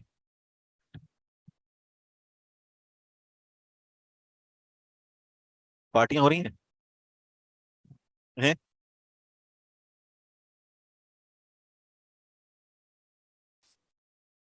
اچھا آگے ہے جو ایک اور فرقہ ہے، ان کو بھی ہشامیہ کہا جاتا ہے، لیکن ان کا بانی کچھ اور ہے، اور وہ ہے ہشام بن سالم. ہشامیہ فرقہ ہے اور اس کے جو بانی ہیں وہ ہیں ہشام بن سالم. ان کا یہ عقیدہ ہے کہ اللہ سبحانہ و تعالیٰ انسان کی صورت میں ہے، اور وہ کہتے ہیں کہ انسان کی صورت میں ہے لیکن اس کا کوئی گوشت وغیرہ نہیں ہے، گوشت اور ہڈیاں نہیں ہیں، کوئی خون نہیں ہے اس کے اندر، بلکہ یہ ایک نور ہے جو چمکتا ہے انسان جیسا. لیکن جس طریقے سے ایک ہیبلا ہوتا ہے نا، ایک روشنی، ٹھیک ہے نا، جس طریقے سے موجودہ دور میں ایک ٹیکنالوجی بھی ہے، پتہ نہیں اس کو کیا کہتے ہیں، کہ ایک انسان باقاعدہ دکھائی دے رہا ہوتا ہے لیکن وہ جی ہولوگرام. تو کہتے ہیں کہ معاذ اللہ، اللہ تعالیٰ انسان کے جسم جیسا ہے لیکن اس کا کوئی مطلب ایسا نہیں کہ اس کو چھوا جا سکے، ٹھیک ہے نا، یا اس کا گوشت ہو یا اس کی ہڈیاں ہوں، بلکہ یہ اللہ سبحانہ و تعالیٰ کے لیے ایک نورانی جسم کو مانتے ہیں. یہ بھی ہشامیہ فرقے تو بہت زیادہ ہیں، اور ابو الحسن اشعری رحمہ اللہ نے کوئی 16 فرقے ذکر کیے ہیں، لیکن یہ مشہور فرقے ہیں. ایسے ہی یونسیہ فرقہ ہے، بیانیہ، مغیریہ، منصوریہ، خطابیہ، تو یہ جو ہے وہ کچھ فرقوں کے نام ہیں. بہرحال یہ مشہور ترین فرقے یہی ہیں. جی ہاں، رسول اللہ صلی اللہ علیہ وسلم نے جلانے کو منع کیا تھا لیکن ان کو معلوم نہیں تھا، اس بنا پر بعد میں جب ان کو پتا چلا تو انہوں نے افسوس کا اظہار کیا تھا، اور صحابہ کرام نے کہا تھا کہ اگر ہمیں پتا ہوتا کہ آپ ان کو جلاتے ہیں تو ہم آپ کو منع کر دیتے. جی جی ہاں جی. اچھا آگے ہے، ہم جو آج پڑھیں گے وہ ہے الرد علی المشبہہ. الرد علی المشبہہ، یہاں سے ہم پڑھیں گے. جی ہاں ٹھیک ہے، تو عبارت پڑھیے اور آہستہ آہستہ عبارت پڑھیں.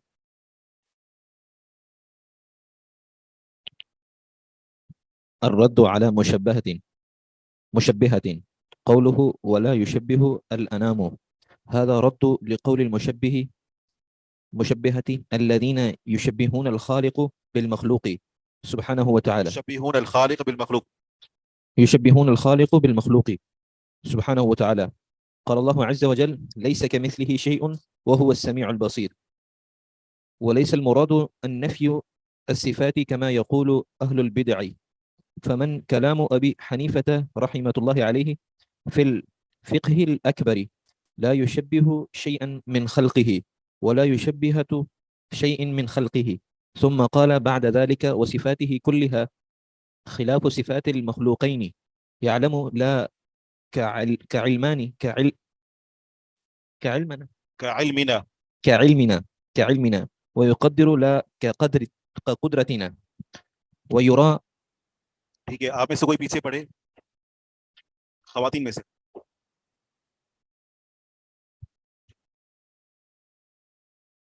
ويرى لا كرؤيتنا انتهى. وقال نعيم بن حماد من شبه الله بشيء من خلقه فقد كفر، ومن أنكر ما وصف الله به نفسه فقد كفر، وليس فيما وصف الله به نفسه ولا رسوله تشبيه.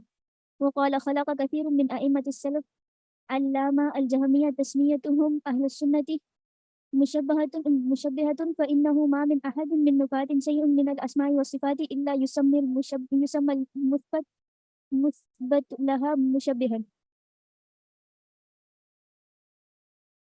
ولهذا كتب النفاة الصفات من الجهمية والمعتزلة والرافضة ونحوهم. ٹھیک ہے، بارک اللہ فیکم.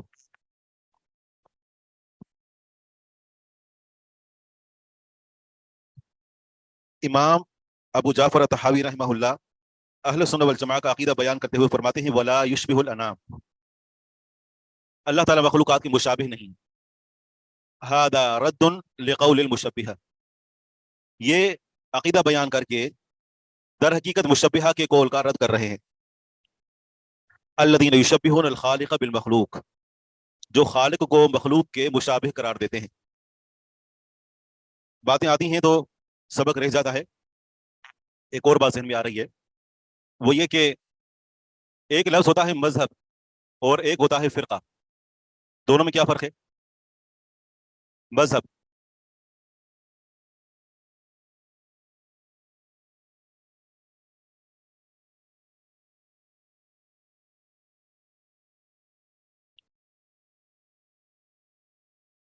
इस बंदे पर जुर्माना लगाओ, माइक के बगैर बात कर रहा है। बात बहुत अच्छी की आपने, हम चाह रहे हैं कि सब सुने। जी, जुर्माना एडवांस में लग चुका है। जी बोलें। शेख उसूलुद्दीन और अकायद की बुनियाद पे फ़िरके बनते हैं और फुरूई मसाइल और फ़िक़ही मसाइल में ये मज़ाहिब बनते सही। तो अब ये सवाल है कि इस्लाम फ़िरका है या मजहब है? हैं। फ़िरका नाजिया है ना। जो 73 फ़िरके हैं उनमें अहले सुन्नत वल जमाअह फ़िरका नाजिया है। अच्छा, यहूदियत मजहब है या फ़िरका है? मज़हब तो आपकी तारीफ तो फिट नहीं आ रही। आपने कहा कि जो फ़िरके बनते हैं वो उसूली उमूर पर बनते हैं। क्या कहा आपने? उसूल और अकायद अकायद, उसूल दोनों एक ही चीज़ें। और जो मज़ाहिब होते हैं वो फ़िक़्ह की बुनियाद पर, फ़ुरूई मसाइल की बुनियाद पर बनते हैं। जबकि यहाँ तो बहुत बड़ा फ़र्क है, और वो क्या है कि मुकम्मल दीन इस्लाम से हटकर जो है, तो मजहब जो है, लफ्ज़ मजहब एक बड़ा ये एक बड़ा यूँ समझिए कि एक वसी लफ्ज़ है। मजहब ये दहब यदहब से है, ठीक है ना, मतलब होता है इसका जाने की जगह। मजहब मजरब जैसे होता है जाने की जगह। लफ्ज़ मजहब ये इस्लाम के मद्दे मुकाबिल जितने भी मज़ाहिब हैं, चाहे वो मज़ाहिब आसमानी हों या वदाई मज़ाहिब हों, इंसानों के बनाए हुए हों, सबके लफ्ज़ मजहब बोला जाता है।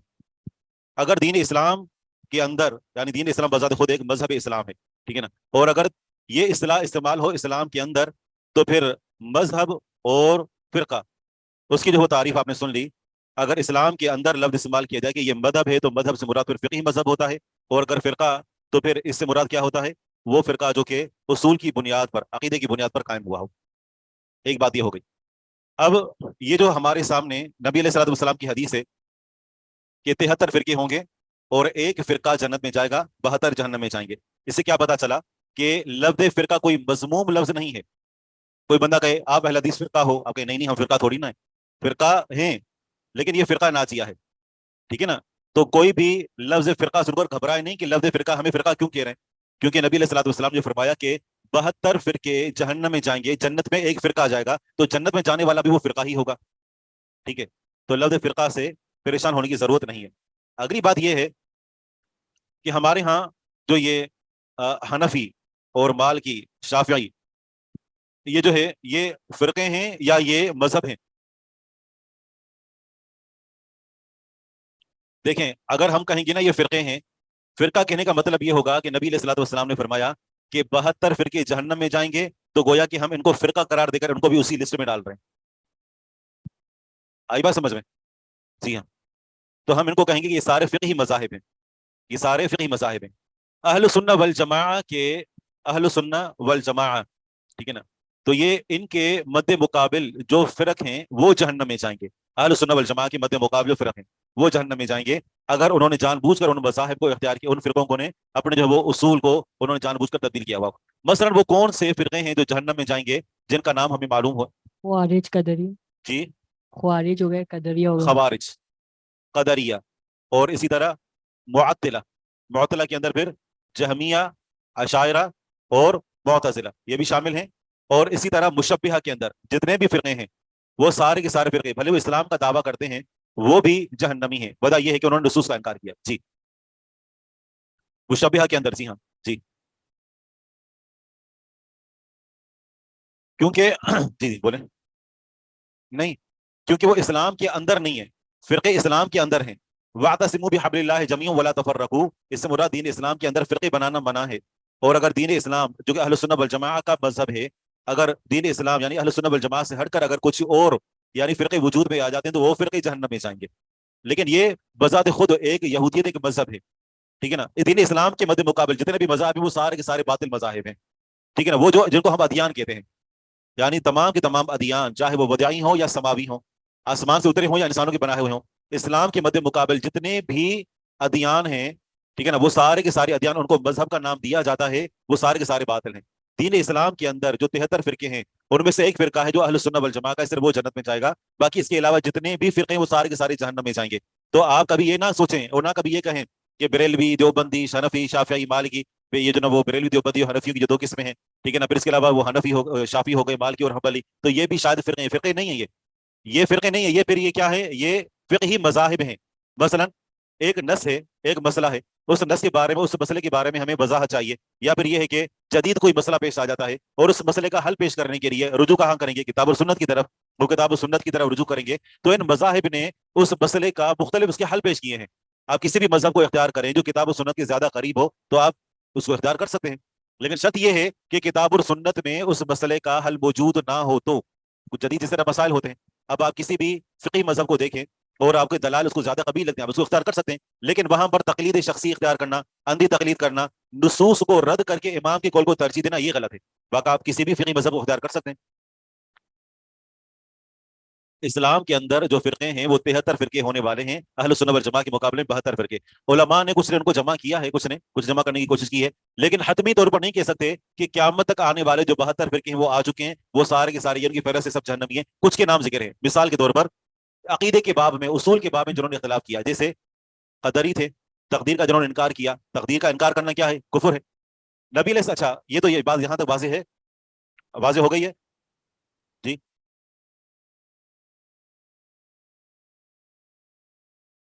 باطل عقیدہ مذہب کو بورڈ پر سمجھا دیں. مختصر یہ کہ لفظ مذہب اگر دین اسلام کے مد مقابل بولا جائے تو اس سے مراد ادیان ہوتے ہیں, اور اگر یہ لفظ مذہب دین کے اسلام کے اندر بولا جائے تو اس سے مراد فقہی مذاہب ہوتے ہیں. ان کو ہم فرقے اس لیے نہیں کہتے کہ فرقہ اگر کہیں گے تو فرقہ کا مطلب یہ ہوا کہ یہ فرقے سارے جہنم میں جائیں گے, اہل سنت والجماعت کے مد مقابل ہو جائیں گے. فرقہ کے لفظ استعمال نہیں کریں گے ان کو, حنفی فرقہ نہیں کہتے جی. صحیح. لیکن اگر اہل حدیث اپنے آپ کو اہل سنت والجماعت کہتا ہے, کیا وہ جنتی ہے؟ نہیں ہے, ایسا نہیں ہے, لیکن عمل ضروری ہے. اہل سنت والجماعت کے جیسا عمل ضروری ہے. یہاں تک بات سمجھ آ گئی. اگلی بات یہ ہے, جب قیامت کا دن ہوگا اور نبی علیہ الصلوۃ والسلام کے پاس حوض پر لوگ آئیں گے اور آپ علیہ الصلوۃ والسلام کو بتایا جائے گا کہ انہوں نے دین کے اندر بدعتیں ایجاد کی تھیں, تو آپ علیہ الصلوۃ والسلام فرمائیں گے کہ ان کو مجھ سے دور کر دیا جائے. یہ جو آئیں گے, یہ جو آپ علیہ الصلوۃ والسلام کے پاس آئیں گے اور ان کو اور آپ کے درمیان جداگی پیدا کر جائے گی. سوال یہ ہے کہ یہ جو آنے والے ہوں گے یہ فرقے ہوں گے یا مذہب ہوں گے؟ دیکھیں, اگر آپ کہیں گے نا مذہب مذہب, تو محض انہوں نے مذہب کو اختیار کرنے کی وجہ سے کیا وہ جہنم میں چلے جائیں گے؟ فرقے ہوں گے تو اس کا مطلب یہ ہے کہ اہل سنت والجماعت کے مد مقابل اگر کسی کا عقیدہ صحیح اور بدعتی تو وہ بھی جنت میں جائے گا. تو ان کو دور کر دیا جائے گا نا آپ علیہ الصلوۃ والسلام سے. تو ہم یوں کہیں گے کہ بدعت کی 2 قسمیں ہیں. ایک وہ ہوتی ہے بدعت جو کہ مکفرہ ہوتی ہے, اور ایک وہ بدعت ہے جو کہ مفسقہ ہوتی ہے, فاسق کرنے والی. تمام فرق دالہ جو 72 فرقے جو جہنم میں جائیں گے, ان کی جو بدعات ہیں نا وہ بدعات ہیں مکفرہ. یہ سے خلق قرآن کا دعویٰ, یہ ایک بدعت ہے کہ نہیں ہے؟ بدعت ہے, لیکن کیا یہ فاسق بنانے والی ہے یا یہ دین اسلام سے خارج کر دینے والی ہے؟ جی, خلق قرآن کا دعویٰ کیا ہے؟ بندہ ایسے گناہ گار ہوتا ہے یا کافر بن جاتا ہے؟ کافر بن جاتا ہے. تو ایک وہ بدعت ہوتی ہے جو فرقے کرتے ہیں, اور فرقوں والی جو بدعت ہوتی ہے وہ بدعت مکفرہ ہوتی ہے. دوسری بدعت وہ ہوتی ہے جو اہل سنت والجماعت سے وابستہ افراد جن کے مختلف فقہی مذاہب ہیں ان کے افراد کرتے ہیں, اور وہ بدعت مفسقہ ہوتی ہے, فاسق کرنے والی, مفسقہ. جیسے مثلا عید میلاد النبی ہے, جیسے مثلا اذان سے پہلے الصلوۃ والسلام کہنا, جیسے مثلا یعنی قرآن خوانی کروانا. تو یہ ساری بدعتیں کون سی ہیں؟ یہ فاسق کرنے والی. نبی علیہ الصلوۃ والسلام جب عہدے کوثر پر ہوں گے تو دونوں طرح کے لوگ آئیں گے, یعنی وہ بھی جنہوں نے بدعت مکفرہ کی ہوگی اور وہ بھی جنہوں نے بدعت مفسقہ کی ہوگی. بدعت مکفرہ والوں کو جب دور کیا جائے گا ہمیشہ جہنم میں ڈالا جائے گا, لیکن جن لوگوں نے بدعت مفسقہ کی, جب تک ان کے اس یعنی برائی اور دین کے اندر ایک نیا کام ایجاد کرنے کی وجہ سے جب تک ان کو سزا میں نہیں ملے گی تب تک یہ جنت میں نہیں جائیں گے. عقیدہ درست ہے, بدعتوں کا ارتکاب کرتے رہے گے, لیکن بدعت کون سی ہے؟ مفسقہ ہے. جب ان کو سزا پہلے دور کر دیا جائے گا, سزا مل جائے گی, بالآخر یہ بھی جنت میں جائیں گے. تو اپنا جو مفہوم ہے نا وہ فقہ اور مذہب کے حوالے سے اس کو کلیئر کرنا ضروری ہے. جی, یہ فقہ کا مطلب ہوگا ابدی جہنمی ہے, یہ مذہب ہے, یہ فقہی مذاہب ہے. فرقے کا مطلب یہ ہوتا ہے کہ ان کا عقیدہ یہ اللہ کو, مثلا بندہ یہ کہ جیسے ہم یہاں پڑھ رہے ہیں نا, یہ باقاعدہ یہ ایک فرقہ ہے معطلہ, باقاعدہ فرقہ ہے ایک مشبہہ, یہ فرقہ ہے باقاعدہ قدریہ ایک فرقہ ہے, ٹھیک ہے نا. یہ اسی طرح جو ہے وہ خلق خوارج ایک فرقہ ہے. ٹھیک ہے, تو یہ جو ہے یہ سارے کے سارے فرقے ہیں جو جہنم میں جائیں گے. اور شیخ جو لوگ یہ کہتے ہیں کہ آپ صلی اللہ علیہ وسلم ہمیشہ زندہ ہیں, ہر جگہ موجود ہیں, تو یہ کس قسم کا یہ بھی بدعت ہے, اور بدعت ہے؟ بدعت مکفرہ نہیں ہے, یہ مفسقہ ہے یہ. یعنی ایسا نہیں کہ بندہ اگر کوئی کہتا ہے کہ نبی علیہ الصلوۃ والسلام اگر اپنی قبر کے اندر زندہ ہیں اور نصوص سے اس کو اشکال ہو جاتا ہے, تو کیا اس عقیدے کی بنا پر, کیا یہ ایسا عقیدہ ہے کہ جس کی بنا پر بندہ دین اسلام سے نکل جائے؟ نہیں ہے. اہل بدعت کے پیچھے نماز نہ پڑھنے کے پیچھے وجہ یہی ہوتی ہے کہ وہ بدعت مفسقہ کے مرتکب ہوتے ہیں. بدعت مکفرہ کے پیچھے تو بالکل نماز نہیں پڑھیں گے. ٹھیک ہے, تو بریلوی کے پیچھے نماز پڑھنا منع کیوں ہے اگر صرف فقہی مسائل ہیں؟ ہاں, اب یہ سوال پیدا ہوتا ہے, آپ یہ نہیں کہیں بریلوی کے پیچھے, ہر وہ بندہ کہ جس کا عقیدہ درست نہیں ہے, ہر وہ بندہ کہ جس کا عقیدہ درست نہیں ہے, تو اس کے ساتھ اختلاف ہمارا مذہب کے اندر یعنی فروعی مسائل میں یا اصولی مسائل میں, جس بندے کا عقیدہ درست نہیں ہے تو اس سے اختلاف کس میں ہوا؟ عقیدے میں ہوا. اور عقیدہ کیا ہے؟ اصولی مسائل میں سے. اور اصولی مسائل میں اہل سنت والجماعت کا جو مخالف وہ کیا ہے؟ ابدی جہنمی ہے. تو اگر عقیدے میں اگر وہ غلط ہے, ہم بریلویوں کے پیچھے نماز کیوں نہیں پڑھتے؟ کیا صرف اس وجہ سے کہ وہ بریلوی ہیں, یا اس وجہ سے کہ ان کا عقیدہ درست نہیں ہے؟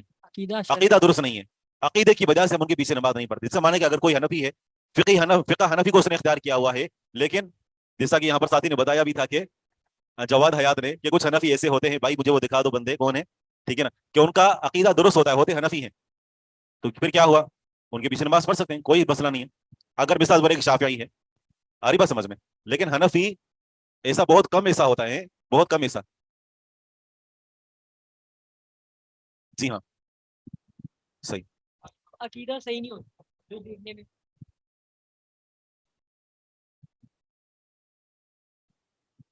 عقیدہ کے لفظ عقیدہ کا پتہ نہیں ہوتا, بالکل ایسے بھی ہوتے ہیں. صحیح.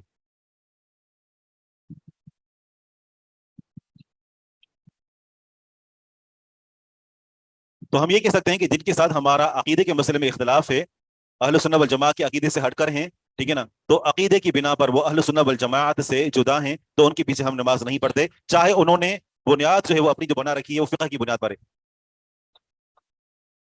یہ نہیں کہیں گے, دیکھیں ہم یہ کہیں گے کہ اگر بریلویوں میں سے جو مشرک ہے تو اس کی جو بدعت ہے, کیا کیوں ہنس رہے؟ بریلویوں میں سے, اچھا ٹھیک ہے, اچھا اگر بریلویوں میں سے اگر کوئی مشرک ہے تو اس کی بدعت کیا ہے؟ یہ مکفرہ ہے. تو ظاہر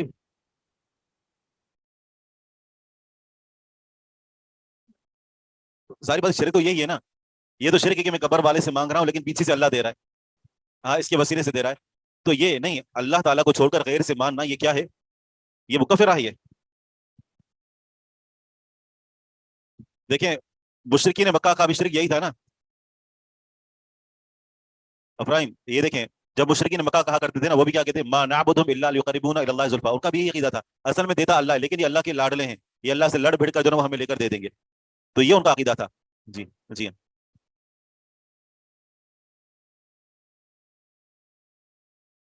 صحیح صحیح.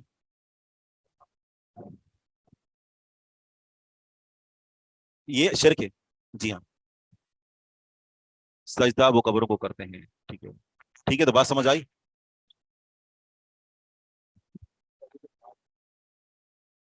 اگر محض بدعت مفسقہ ہے تو ان کے پیچھے نماز پڑھنے سے بچنا ضروری ہے, کیونکہ ایسا ہوگا تو پھر اگر مثال کے طور پر آپ تو جانتے ہیں, آپ اپنے بچوں کو بھی لے کر جاتے ہیں, آپ کے بعد پھر آپ کے بچے انہیں کے پیچھے چلیں گے کیونکہ وہ کہیں گے کہ ہمارے ابا یہاں پڑھتے تھے تو لہٰذا یہ صحیح ہے. عقیدہ درست ہے لیکن آپ اکیلے پڑھیں, بچوں کو نہ لے جائیں. عقیدہ درست ہے نا.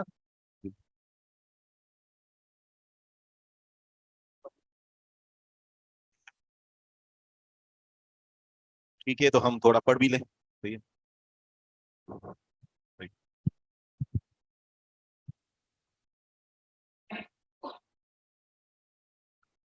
هذا رد لقول المشبهة الذين يشبهون الخالق بالمخلوق, یہ مشبہہ کے قول کا رد ہے جو خالق کو مخلوق کے ساتھ مشابہ قرار دیتے ہیں. آگے تشبیہ کا حکم آ رہا ہے. قال الله عز وجل ليس كمثله شيء وهو السميع البصير وليس المراد نفي الصفات.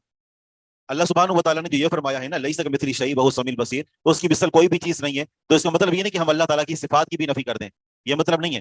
مراد یہ ہے کما یقول اہل البدع, جیسا کہ اہل بدع جنہوں نے اسماء اور صفات میں تعدیل کی وہ کہتے ہیں کہ اس کی مثل کوئی بھی چیز نہیں ہے, لہذا لفظ کو بھی ثابت نہ کریں. جب اس کی مثل کوئی بھی چیز نہیں ہے تو مخلوق کے لیے لفظ ید ثابت ہے، تو لہذا ید کو بھی ثابت نہ کریں، کوئی بھی ایسا لفظ جو مخلوق کے لیے ثابت ہے اس کو بھی ثابت نہ کریں۔ فمن کلام ابی حنیفہ رحمہ اللہ فی الفقہ الاکبر، امام ابو حنیفہ رحمہ اللہ کی کتاب الفقہ الاکبر جو ان کی طرف منسوب ہے، جو کہ ان تک صحیح سند کے ساتھ نہیں پہنچتی، اور اس کے اندر بھی عقیدے کے حوالے سے کچھ انحرافات موجود ہیں، تو بہرحال کتاب ان کی طرف منسوب ہے تو ان کا نام ذکر کرتے ہوئے کہتے ہیں کہ لا یشبہ شیئا من خلقہ، اللہ تعالیٰ مخلوقات میں سے کسی بھی کے ساتھ مشابہت نہیں رکھتا، ولا یشبہہ شیء من خلقہ، اور نہ ہی اس کے مشابہ ہے کوئی بھی چیز اس کی مخلوق میں سے۔ دو باتیں، لا یشبہ شیء من خلقہ، اللہ تعالیٰ مخلوق کے مشابہ نہیں ہے، اور مخلوق میں سے کوئی مخلوق اللہ کے مشابہ نہیں ہے، دونوں کے حکم علیحدہ ہیں۔ تو مقال بعد ذلك، اس کے بعد انہوں نے فرمایا وصفاتہ کلھا خلاف صفات المخلوقین، اللہ تعالیٰ کی جتنی بھی صفتیں ہیں وہ مخلوقات کی صفات کے خلاف ہیں، مخلوقات کی صفات سے جدا ہیں۔ یعلم لا کعلمنا، وہ جانتا ہے لیکن ہمارے جاننے کی طرح نہیں۔ ویقدر لا قدرتنا، وہ قدرت رکھتا ہے لیکن اس کی قدرت ہماری قدرت کی طرح نہیں ہے۔ ویرا لا کرؤیتنا، وہ دیکھتا ہے لیکن اس کا دیکھنا ہمارے دیکھنے جیسا نہیں ہے۔ انتہا کلامہ رحمہ اللہ۔ وقال نعیم بن حماد، امام نعیم بن حماد رحمہ اللہ ان کا یہ قول ہے، کہتے ہیں من شبہ اللہ بشیء من خلقہ فقد کفر، حکم واضح کر رہے ہیں، اس پر توجہ دیں۔ کہتے ہیں جس شخص نے اللہ تعالیٰ کو مخلوقات میں سے کسی چیز کے ساتھ مشابہ قرار دیا تو اس نے کفر کیا۔ جو کہتا ہے کہ اللہ تعالیٰ مخلوق جیسا ہے تو یہ کفر ہے۔ ومن انکر ما وصف اللہ بہ نفسہ فقد کفر، اور جس نے انکار کیا ان تمام چیزوں کا کہ جن کے ذریعے سے اللہ تعالیٰ نے اپنے نفس کو متصف قرار دیا ہے، تو اس سے آدمی نے کفر کیا۔ معلوم ہوا کہ صفات کا انکار کرنا یا اسماء کا انکار کرنا کیا ہے؟ کفر ہے، اور یہ کفر جن فرقوں نے کیا وہ فرقے ابدی جہنمی ہیں۔ وَلَيْسَ فِي مَا وَصَفَ اللَّهُ بِهِ نَفْسَهُ وَلَا رَسُولُهُ تَشْبِيهٌ، اور جو اللہ سبحانہ و تعالیٰ نے اپنے نفس کے اوصاف بیان فرمائے ہیں اور جو اس کے رسول نے اللہ تعالیٰ کے اوصاف بیان فرمائے ہیں اس میں کوئی تشبیہ نہیں ہے۔ ٹھیک ہے، تو یہاں تک یہ بات معلوم ہوئی۔ اور اگر یوں کہا جائے، یہ بات پہلے بھی ہم نے واضح کر دی تھی کہ اگر یہ کہا جائے نا کہ مخلوقات میں سے کوئی مخلوق اللہ کے مشابہ ہے تو یہ مخلوق کو ہم نے اللہ تعالیٰ کے ساتھ شریک قرار دیا تو یہ شرک کہلائے گا۔ وقال خلق کثیر من ائمۃ السلف، اور ائمہ سلف میں سے بہت ساری مخلوق نے، بہت ساری یعنی لوگوں نے یہ بات کہی ہے۔ علامت الجہمیت تسمیتہم اہل السنت مشبہۃ، جہمیہ کی علامت یہ ہے، جہمیہ کی نشانی یہ ہے کہ یہ اہل سنہ والجماعہ کا نام رکھتے ہیں کہ مشبہہ ہیں۔ اہل سنہ والجماعہ یہ اللہ تعالیٰ کی صفات کو مخلوقات کی صفات کے مشابہ قرار نہیں دیتے، صرف وہ لفظ کو ثابت کرتے ہیں جو اللہ نے خود ثابت کیا ہے۔ محض لفظ کو ثابت کرنے کی وجہ سے جہمیہ کہتے ہیں تم نے تشبیہ دے دی تو مشبہہ بن گئے۔ تو جہمیہ کی نشانی یہ ہے کہ وہ اہل سنہ والجماعہ کو مشبہہ قرار دیتے ہیں۔ کیا اہل سنہ والجماعہ مشبہہ ہیں؟ نہیں ہے، تو پھر وہ مشبہہ کیوں کہتے ہیں؟ کیونکہ انہوں نے اہل سنہ والجماعہ نے صرف لفظ ثابت کیا، تو کہتے ہیں لفظ چونکہ اللہ کے لیے بھی ثابت ہے مخلوق کے لیے بھی ثابت ہے، تو لفظ کو ثابت کرنے سے تم نے اللہ تعالیٰ کو مخلوق کے مشابہ قرار دیا، لہذا تم مشبہہ بن گئے۔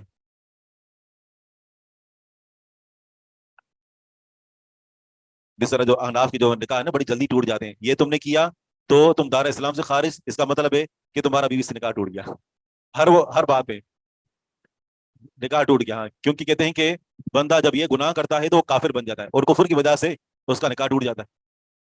ہاں، تو یہ جو نا وہ ان کے وضو اور ان کے نکاح بڑے کمزور ہوتے ہیں۔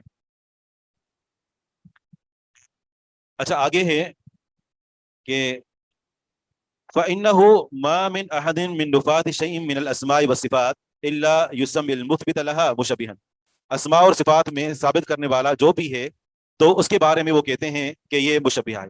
فَإِنَّهُ بس نہیں ہے، بلا شبہ، مَا مِنْ أَحَدٍ مِنْ نُفَاةِ شَيْءٍ، صفات کی نفی کرنے والا جو بھی ہے، اسماء اور صفات کی نفی کرنے والا، إِلَّا يُسَمِّي الْمُثْبِتَ لَهَا مُشَبِّهًا، اسماء اور صفات کو ثابت کرنے والے کو یہ مشبہ کہتے ہیں۔ آئی بس سمجھ میں؟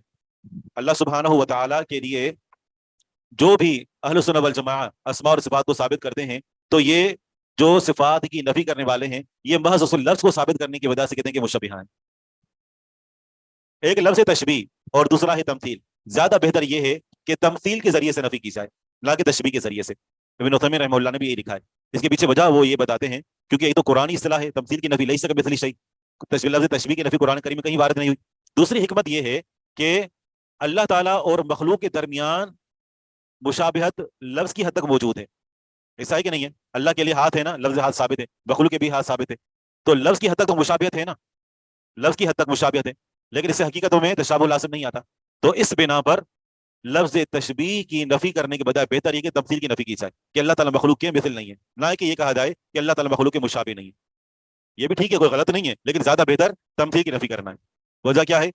तमसील कुरानी इस्तिलाह है, और जाहिर बात है कुरानी इस्तिलाह इंसानी इस्तिलाह से बेहतर बेहतर है। तो लिहाजा ये कहा जाए कि अल्लाह ताला मखलूक के मिसल नहीं है और मखलूक अल्लाह ताला के मिसल नहीं है। और दूसरी बात ये कि किसी हद तक तशाबुह तो पाया जाता है, और वो तशाबुह है सिर्फ नाम की हद तक। तो अहले सुन्नत वल जमाअह अल्लाह सुब्हानहु व तआला के लिए अल्फाज को साबित करते हैं, तो उसका माना साबित करते हैं, लेकिन कैफियत साबित नहीं करते। शेख अदील आ गए, लेकिन वो कह रहे थे कि आपके पास आएंगे 10 मिनट के लिए। बैठे हैं? ठीक है, तो इंशाल्लाह हम यहाँ से आगे जारी रखेंगे। सुभान अल्लाह व बिहम्दिही अशहदु अन ला इलाहा इल्लल्लाह। शेख थोड़ा सा दीदार करवा देते तो मैं फौरन उठ जाता। मुबारक। मैं तो कंसर्न सुनने के लिए आया हूँ, वो कुछ लोगों के कंसर्न्स हैं। हाँ, आप लोगों के सीनियर जो थे ना, सीनियर्स आपके यानी जो आपसे आगे वाले सालों में थे, उनकी एक दिली तमन्ना और ख्वाहिश थी कि उनको इजरा की प्रैक्टिस कराई जाए। जी, अभी फिफ्थ वाले भी हैं, उससे पहले वाले भी थे, तो इजरा की प्रैक्टिस कराई जाए। और हमें बीच बीच से मैसेज आते रहते थे कि बराए मेहरबानी इजरा के कोई सेटअप करा दें, कुछ करा दें। तो इस बार अल्लाह ताला ने एक मौका दिया कि कुछ इजरा की सेटिंग बन जाए। तो अब वो जिस कौम को इजरा मिल रहा है, उस कौम को इजरा समझ नहीं आ रहा।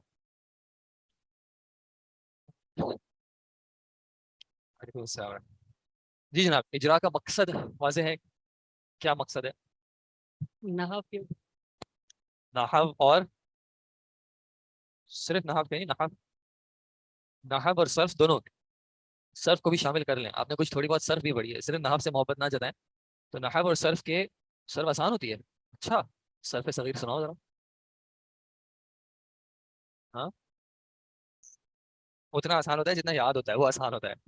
ठीक है, तो इजरा का जो मकसद है बेसिकली वो ये है कि आपने जो कवाइद पढ़े हैं, रूल्स पढ़े हैं, आपका उसमें रिवीजन भी हो जाए और उसकी साथ साथ प्रैक्टिस भी हो जाए। अब इसके लिए एक चीज़ जो ज़रूरी है वो ये है कि आप कंट्रीब्यूट करें। आप क्लास में ये कंट्रीब्यूट करें कम से कम कि मुझे ये चीज़ समझ नहीं आ रही। ठीक है, जब आप ये बताएंगे कि ये बात समझ नहीं आ रही, ये बात याद नहीं है, तो उस्ताद जो है वो आपको वाज़ेह कर सकेंगे। अब अगर 10,000 चीज़ें हैं डिस्कस करने की, वो सारी शुरू से करेंगे तो फिर वही वाली बात होगी कि फिर कुछ चीज़ें कवर होंगी, कुछ चीज़ें नहीं कवर होंगी। इजरा का जो मकसद है वो ये है कि आपको उन रूल्स की प्रैक्टिस हो। जब आप किरात कर रहे हैं तो उस किरात में आपके पास वो रूल्स साथ साथ आ रहे हों, साथ साथ जहन में चल रहे हों। फॉर्मेट हमने ये रखा था कि आपकी एक ऐसी किताब का इंतखाब किया जाए जो आप ऑलरेडी पढ़ रहे हो। ठीक है, ताकि कोई नया कंटेंट ना आए, आपको फोकस सब्जेक्ट कंटेंट पे ना करना पड़े कि इसमें क्या मैटर चल रहा है, कोई फिकी मसला आ गया तो उसकी तफसील में जाए। बल्कि आप जो किताब पढ़ रहे हैं, जो आप उसका माना भी समझ रहे हैं, उसके मसाइल भी डिस्कस कर रहे हैं, उसी पे ग्रामेटिकल आपकी एप्लीकेशन हो। ठीक है, अब उसमें हमारे पास ऑप्शंस में कुछ लिमिटेशंस किस तरह है कि अगर हम वो कुरान की आयत पे लेते हैं तो कुरान के उससे मसला है कि कुरान के मुसहफ में कोई ऐसा नहीं मिलेगा जिसमें हरकत और एराब ना लगे हों। और बहुत सारी आयत जो हाफिज हैं उनको वैसे ही जहन में होती हैं, और जो हाफिज नहीं है कुछ आयत ऐसी होती हैं, इतनी बार सुनी होती है कि वो एराब जो है वो वाज़ेह होता है। हदीस में भी अक्सर जगह में मसला ये है कि हदीस की जो मतन वाली किताबें होती हैं उनमें भी हरकत और एराब लगे हुए होते हैं। तो आपकी जो अपने सिलेबस की बुक्स हैं उनमें से अगर आपको फिक़ह की किताब के अलावा किसी और बुक से ज़्यादा प्यार है तो वो वाली किताब मुकर्रर कर लें, कोई मसले की बात नहीं है। आप अपने शेख से बात कर लें और शेख को थोड़ा सा आप ये बता दें, क्योंकि फ़िक़ह में शायद आप जो शेख अब्दुल समद के, आपके शेख अब्दुल समद है ना, शेख अब्दुल समद शायद किसी और टॉपिक पे हो, शेख किसी और टॉपिक पे हो, शेख तनवीर, तो आप उनको ये कह दें कि वो उनके साथ साथ चले। ठीक है, तो अगर आगे पीछे हो जाए तो उनसे कह दें कि अभी हम इस टॉपिक पे नहीं पहुंचे, हम भी उनसे बात कर लेते हैं कि ताकि वो मानी अगर कहीं समझने में या कोई इख्तिलाफी बात आती है, कोई ऐसी बात आती है। लेकिन जितनी आप प्रैक्टिस करेंगे उतना आपको फायदा होगा। अगर आप खामोशी से पैसिवली लर्न करने की कोशिश करेंगे, सिर्फ सुन लिया और ऐसे नहीं चलेगा, नुकसान सिर्फ और सिर्फ आपको होगा। आप अगर 1 घंटा अल्लाह के लिए निकाल रहे हैं तो उस घंटे में जिस हद तक मुमकिन हो अल्लाह के इज़्न से उसको अपने लिए बेनिफिशियल बनाएं। जिस हद तक मुमकिन हो एक एक चीज़ पूछें कि इसका यहाँ पे ये हरकत क्यों है, ये इराब क्यों है, ये क्या सीगा है, इसका माना जो है वो सीगे से कैसे आ रहा है, अगर इसमें कोई तालील है, इल्लत है, तो वो क्या तालील है। हाँ, तो आप वो आपसे इसलिए पूछ रहे हैं ना कि आपके जहन जब आपसे पूछे आपको नहीं पता तो वो क्या कहते हैं कि आपको नहीं पता तो इसलिए छोड़ दो। बताएंगे ना वो। अब बीच में कोई ऐसी बात आएगी कि वो हो सकता है जहन से निकल जाए, हो सकता है वो समझे हो कि आपको बात आ गई है, किसी के जहन में ना आई हो, किसी को समझ ना आए, तो पूछे। आप कुछ कह रहे थे मुझसे? जी,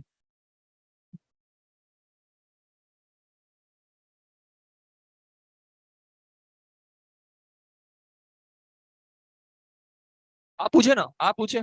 دیکھیں وہ کوئی چیز پریپیئر کر کے نہیں آئیں گے کہ آج مجھے یہ ٹاپک پڑھانا ہے. آپ ان سے پوچھیں, آپ خود ان سے پوچھیں, ورنہ تو پھر وہی بات ہوگی نا, وہ پھر نحو بھی پڑھا رہے ہیں تو وہ تو آپ شیخ شریف کے ساتھ پڑھ ہی رہے ہیں, کتاب بھی پڑھ رہے ہیں, کتاب آپ کے پاس موجود بھی ہے, تعریف آپ کسی کتاب میں بھی جا کے دیکھ سکتے ہیں. ان سے آپ آن اسپاٹ کہیں کہ شیخ مضاف مضاف لیں, تو سمجھ مضاف ہوتا کیا ہے, اس کی اور کیا پہچان ہوتی ہے, کس طریقے سے ہم آئیڈینٹیفائی کر سکتے ہیں کہ ایک ورڈ مضاف ہے. آپ ان سے پوچھیں, آپ ان سے پوچھ لیں. پھر اگر پوچھنے میں وہ کہتے ہیں کہ نہیں ہم ان سے بات کر لیں گے انشاءاللہ کہ وہ اس طرح کے آپ کے کویشچنس کو ایڈریس کریں, یعنی ایک اوپن آپ کے پاس ایک پیریڈ ہے جس میں آپ کی پریکٹس ہو رہی ہے. اگر کوئی چیز مسنگ ہے, کچھ ریویژن ہو رہا ہے, آپ اس کو اس طرح یوٹیلائز کریں. ٹھیک ہے, تو کوشش کریں کہ اس میں آپ کی انگیجمنٹ زیادہ ہو. ٹیچر پریپیئرڈ لیسن آ کے اگر ڈیلیور کر رہے ہیں تو پھر اگین یہی بات ہوگی کہ کسی کے ذہن میں کوئی بات کلیئر ہے, کسی کو نئی چیز کلیئر ہے, آپ کے پاس آپشن ہے, آپ پوچھیں. اور اس میں کوئی آپ کا یہ تو نہیں ہے کہ A to X تک سلیبس آپ نے کور کرنا ہے. جتنا ہو سکے ایک دن میں صرف ایک لائن بھی ہوتی ہے وہ بھی بہت ہے, ایک پیج ہو جاتا ہے وہ بھی بہت ہے, پوری کتاب ایک دن میں پڑھ لیتے ہیں وہ بھی آپ کی مرضی.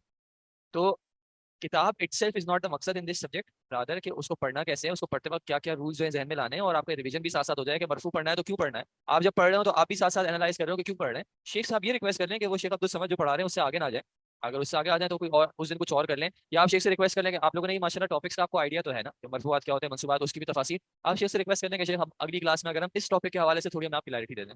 ہمارا یہ ٹاپک جو ہے بیچ میں آیا تھا, حدیثی کلاس میں کوئی بات آ گئی, آپ سے کہتے ہیں کہ شیخ ہمارے یہ بیچ میں ٹاپک آیا تھے, ہم تھوڑا سا بھول گئے, اس حوالے سے کچھ رولز وغیرہ ڈسکس کرتے ہیں, تعلیلات یاد نہیں آ رہی شیخ, معتل الفاظ کے کیا رولز تھے وغیرہ جو بھی بات ہے, تو آپ ان کو کہتے ہیں شیخ تھوڑا سا اس پہ آپ اگر ہو سکے تو ٹائم نکالیں. تو اس کو ایک اوپن اینڈیڈ پیریڈ اس طرح دیکھیں کہ اصل میں دیکھیں ہر وقت تو آپ کے ساتھ کوئی نہیں بیٹھا ہوگا نا کہ اس ورڈ کو کیسے ریڈ کرنا ہے, اس میں یہاں پہ کیا مانا ہوگا. کچھ تو یہ کیپیسٹی انشاءاللہ اللہ کے اذن سے آپ کے اندر آپ نے اس کی محنت کرنی ہے. تو یہ ایک ون آف دوز تھنگز ہے کہ آپ سارے رولز ایک ساتھ پریکٹس میں لا رہے ہیں. ٹھیک ہے, کوشش کریں کہ انشاءاللہ اس اجرا کے پیریڈ کا آپ نے زیادہ فائدہ اٹھانا ہے.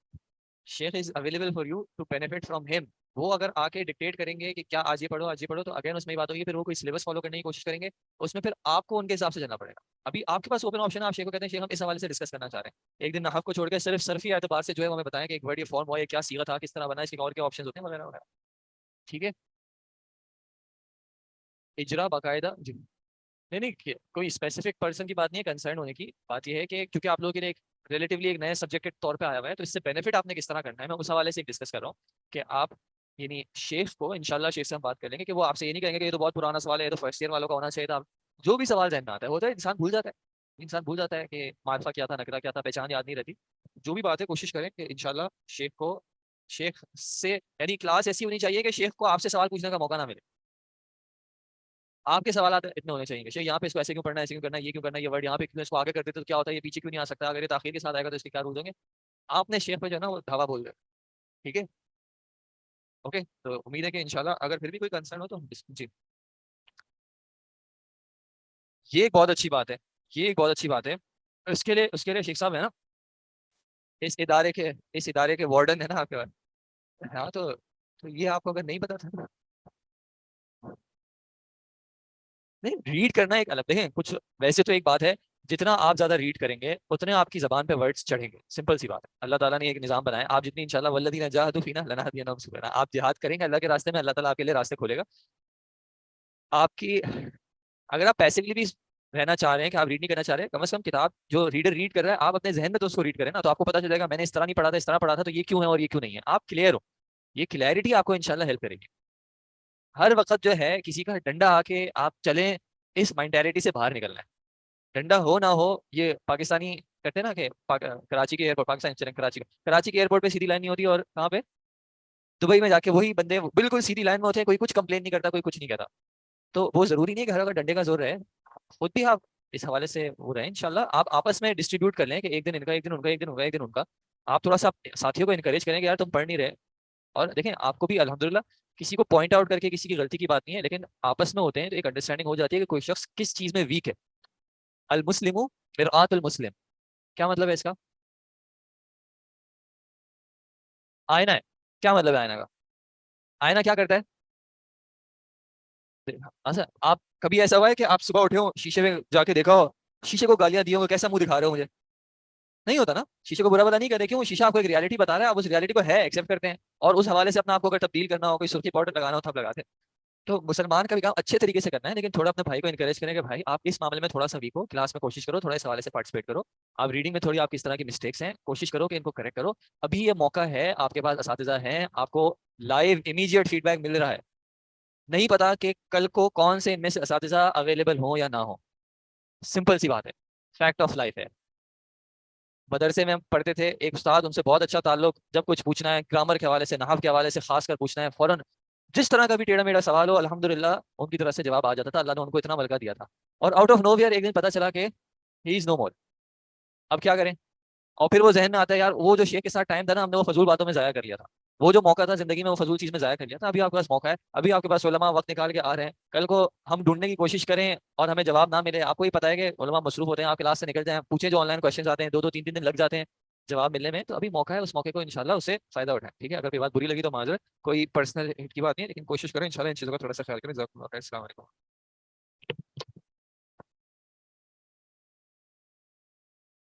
السلام علیکم ورحمۃ اللہ وبرکاتہ. الحمدللہ والصلاۃ والسلام علی من لا نبی بعد. اعوذ باللہ السمیع العلیم من الشیطان الرجیم من حمزہ ونفخہ ونفثہ. فلولا اذا بلغت الحلقوم.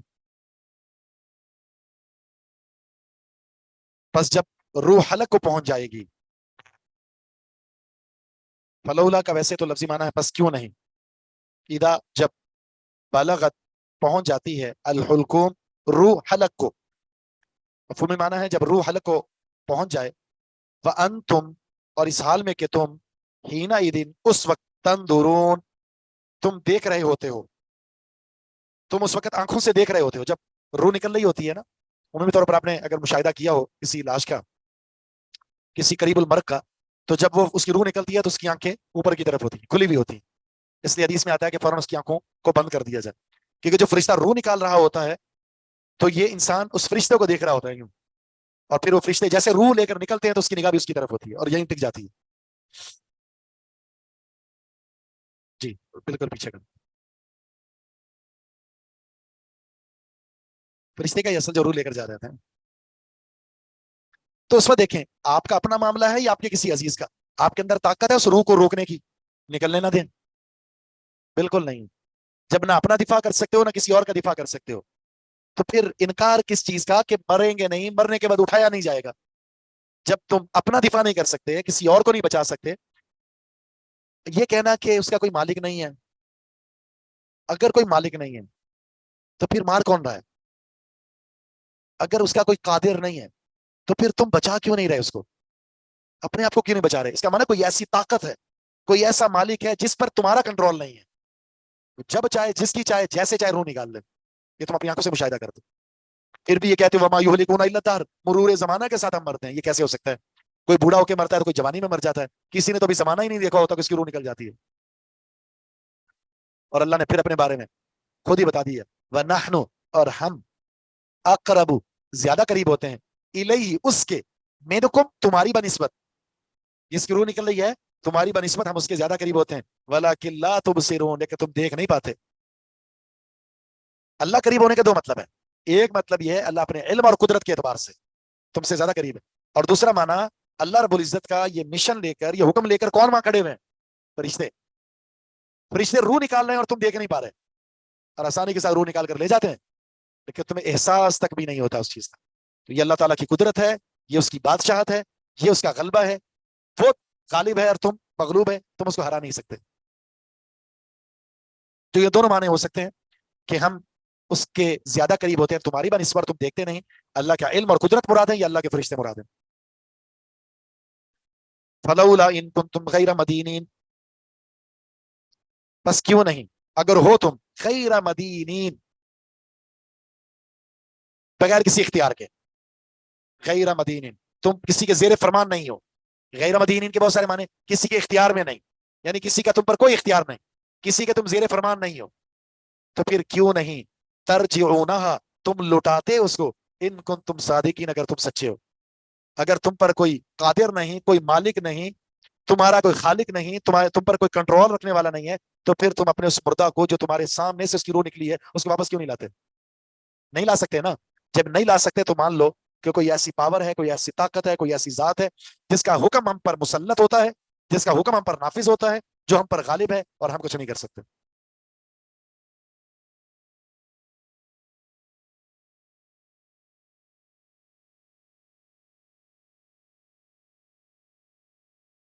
مدین یہ دانا یا دینو سے بھی ہے, جس کا معنی جزا دینا. تو اس کا معنی پھر یہ ہوگا बस क्यों नहीं, अगर तुम हो गैर मदीनीन, जजा ना दिए जाने वालों में से, जिनको जजा नहीं दी जाएगी, जजा ना दिए जाने वाले, अगर तुम ये हो जिनको जजा नहीं दी जाएगी, तो फिर ले आओ इसको वापस। ये चला गया है ना, ये चला इसलिए गया कि ये जजा और सजा का सामना करना है इसने। अगर कोई ऐसा निजाम नहीं है तो रोक लो उसको, वापस ले उसको। ना तुम रोक सकते हो ना वापस ला सकते हो, तो इसका माना ये गया है ऐसे दिन के लिए जिस दिन में जजा और सजा का इंतजाम अल्लाह ने कर रखा है। ये दर हकीकत मुशरिकीन मक्का जो पास बादल मौत के मुनकिर थे, मरने के बाद के मुनकिर थे, उनको अल्लाह ताला ये बाबर करवा रहा है।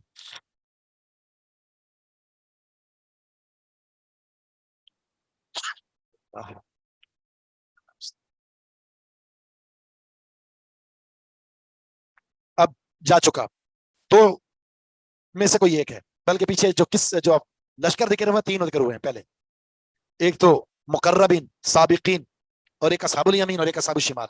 फअम्मा इन काना मिनल मुकर्रबीन, अगर है वो मुकर्रबीन में से जिनको अल्लाह ताला की तरफ से कुर्ब मिलेगा, तो उसकी फजीलत क्या मिलेगी? फर्रौहुन, तो राहत है उसके लिए, व रैहानुन, और नेमतें हैं उसके लिए, व जन्नतु नईम, और नेमतों वाली जन्नत है उसके लिए। रऊ राहत से, और रैहान गिजा को कहते हैं, रिस्क को कहते हैं, तो उसके लिए राहत भी है, रिस्क भी है, और नेमत वाली जन्नत भी है।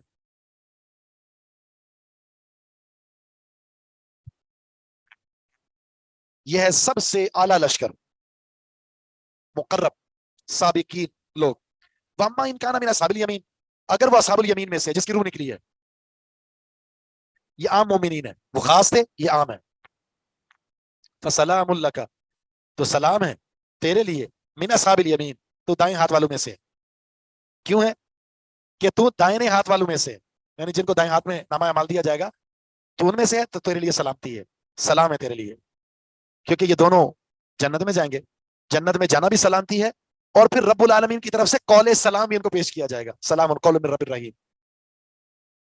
वम्मा इन काना मिनल मुकद्दिबीन अद्दालीन, अगर है वो तकजीब करने वाले और गुमराह लोगों में से, झुटलाने वाले कि मरने के बाद नहीं उठाया जाएगा, और गुमराह है, जाहिर है अगर आप आखिरत का इनकार करेंगे तो आपके पास है क्या, गुमराह हैं आप, भटके हुए लोगों में से।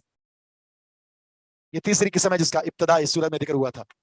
फनुज़ुलुम मिन हमीम, तो इनकी मेहमानी है खोलते हुए पानी से, नुजुल मेहमानी, और हमीम खोलता हुआ पानी। व तस्लियतु जहीम, जहीम, और दाखिल होना है जहन्नम के अंदर। तस्लिया माना दाखिल होना, तो उसका दाखिल होना होगा जहीम, दोज़ख के अंदर, जहन्नम के अंदर। इन हादा, बेशक ये, लहुवा हक्कुल यकीन, ये कतई और यकीनी बात है, बेशक ये कतई बात है, यकीनी बात है। ये जो तीन फिरक बने और इनका अंजाम जिक्र हुआ, ये कोई ऐसी खबर नहीं है जिस खबर के अंदर कोई शुबा हो, एहतमाल हो, ये कतई और यकीनी खबर है, ऐसा है और ऐसा होगा। फसब्बिह बिस्मि रब्बिकल अज़ीम, तो आप तस्बीह कीजिए अपने अजीम रब के नाम के साथ, अपने अजीम शान रब की तस्बीह कीजिए। और वो तस्बीह क्या है? सबसे अजीम सुबहान अल्लाह व बिहम्दिही सुबहान अल्लाहिल अज़ीम, सबसे ज्यादा अजीम है। हदीस में आता है अगर किसी ने सुबहान अल्लाह कह दिया, सुबहान अल्लाह व बिहम्दी, तो जमीन और आसमान का जो खला है अल्लाह अजर से भर देगा। जिससे सुबहान अल्लाह अल्हम्दुलिल्लाह कह दिया, ये खला भी भर गया और अल्लाह ताला का मीजान भी अजर से भर गया। मीजान कितना बड़ा है? अल्लाह के सिवा सारी मखलूक डाल दी जाए, मीजान फिर भी नहीं भरेगा, लेकिन सुबहान अल्लाह के बोल से व अल्हम्दुलिल्लाह के बोल से ये खला भी भर गया और मीजान भी भर गया अजर से।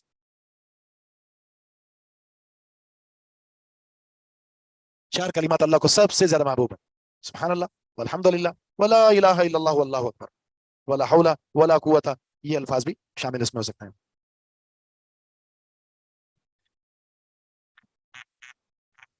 जी जी, मदीन गैर मदीनी, गैर मदीनी ना, दो तीन माने इसके बयान किए हैं। एक है किसी के जेर फरमान ना होना, किसी के जेर फरमान ना होना। नंबर दो, किसी के इख्तियार में ना होना। नंबर तीन, जजा दिए वालों में से ना होना, जजा दिए जाने वालों में से ना होना।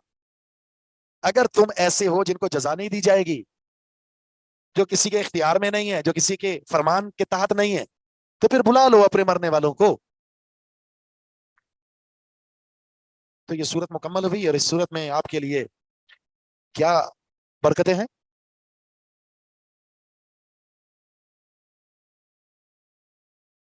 इस सूरत का अगर खुलासा करें, खुलासा ये होगा اللہ رب العزت نے اپنے مخلوق کو مکلفین کو 3 حصوں میں تقسیم کیا ہے. 2 درجے رکھے ہیں اہل جنت کے اور 1 درجہ رکھا ہے اہل جہنم کا, اور ان کو صرف اصحاب الشمال, پھر ان کی الگ کیٹیگریز الگ بیان ہوا, اصحاب الشمال رکھا ہے. دوسرا اصحاب الیمین اور مقربین السابقین السابقین. جو نفس مطمئنہ ہے نا وہ السابقین ہے المقربین, جو نفس لوامہ ہے نا وہ اصحاب الیمین ہے, اور جو نفس امارہ ہے نا وہ اصحاب الشمال ہے. نفوس بھی 3 قسم ہیں. خبر کیا ہے؟ کامیابی چاہتے ہو, اللہ تعالیٰ کی نعمتوں سے مستفید ہو رہے ہو, ان کا شکریہ بجا لاؤ. شکریہ بجا لاؤ گے کیسے؟ عقیدے کے ساتھ اور اتباع سنت کے ساتھ اور اخلاص کے ساتھ. شکران نعمت کا یہی طریقہ ہے, آپ کا عقیدہ صحیح ہو, آپ اتباع سنت پر قائم ہو, اخلاص کے ساتھ بندگی کرتے ہو, یہ شکران نعمت. بہت بڑھ چڑھ کر آگے عمل کریں گے تو مقربین, اچھے عمل بھی ہیں برے عمل بھی ہیں, لیکن اچھے اعمال برے اعمال سے کچھ زیادہ ہے تو اصحاب الیمین ہے بصورت دیگر اصحاب الشمال. اصحاب الیمین بننے کے لیے ضروری ہے نیکی کے کسی بھی موقع کو ضائع نہ کیا جائے, ورنہ اصحاب الاعراف بھی پڑھا ہے آپ نے قرآن میں. اصحاب الاعراف کو بالآخر جنت میں داخل کیا جائے گا, جہنم میں داخل نہیں کیا جائے گا اللہ کے فضل سے, لیکن وہ جنت اور جہنم کے درمیان میں آئے کیوں ہیں؟ ایک نیکی کی وجہ سے. نیکی اور برائیاں برابر ہو گئی ہیں, جنت اور جہنم کے بیچ میں روک دیا جائے گا. اب یاد آئے گا کاش وہ نیکی ایک جو میں نے چھوڑ دی تھی وہ کر دیتا, راستے میں تکلیف دہ چیز پڑی ہوئی تھی میں نے سامنے سے گزر گیا, اگر ہٹا دیتا. کیونکہ جنت میں ایسے بھی لوگ ہوں گے, نبی اسلام فرماتے ہیں میں نے جنت میں ایک شخص کو دیکھا جنت میں اچھل کود کر رہا ہے, جھوم رہا ہے. کیوں؟ اس نے راستے سے ایک تکلیف دہ چیز کو ہٹا دی تھی, اللہ نے اس کی وجہ سے جنت میں بھیج دیا, اس کو موجے کرنا ہے جنت میں. آپ کا عقیدہ صحیح ہے تو جنت میں جانے کے لیے چھوٹی سی نیکی بھی کافی ہوتی. تو جس نیکی کو ہم چھوڑ رہے ہوتے ہیں نا, ہو سکتا ہے یہی ہماری جنت کا سودا ہو, یہی جہنم سے بچاؤ کے ذریعہ. نیکی کا موقع ہر ایک کو نہیں ملتا, اگر مل گیا تو جنت سمجھ کر گزریں.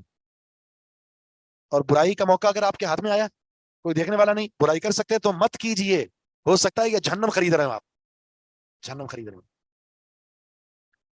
اور وہ آپ نے وہ حدیث پڑھی ہوگی, ایک عورت جہنم میں چلی گئی صرف ایک بلی کی وجہ سے, ایک عورت جنت میں چلی گئی صرف ایک کتے کو پانی پلانے کی وجہ سے, ہے نا.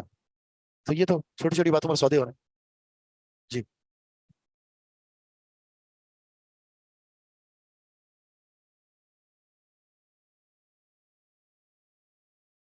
اصحاب الشمال سے اصحاب الیمین ہوئے. اصحاب الشمال وہ جو جہنم میں جائیں گے. ٹھیک, اب جہنم میں جانے کے بعد اصحاب الشمال کے کچھ درجات ہیں, کچھ دائمی اور کچھ ایسے ہوں گے جن کا فیصلہ ہو چکا ہوگا یہ جہنم میں جائیں گے, لیکن اس کے بعد اللہ تعالیٰ سفارش کا کہے گا. انبیاء کو بھی فرشتے بھی کریں گے اور اہل ایمان بھی کریں گے. اللہ تعالیٰ ان کی سفارش سے ان کو اصحاب الشمال میں تھے اور ان کے معاف کر کے ان کو جنت میں داخل کریں. ٹھیک ہے, اصحاب الشمال میں سے اس کو جہنم میں چلے جائیں گے, تھوڑی سی سزا پائیں گے, اس کے بعد نکال لیا جائے گا, اور کچھ دائمی ہوں ہیں اصحاب الشمال. سورہ حدید, حدید کس کو کہتے ہیں؟ لوہے. اس صورت میں اسٹیل مل کا ذکر ہے. جی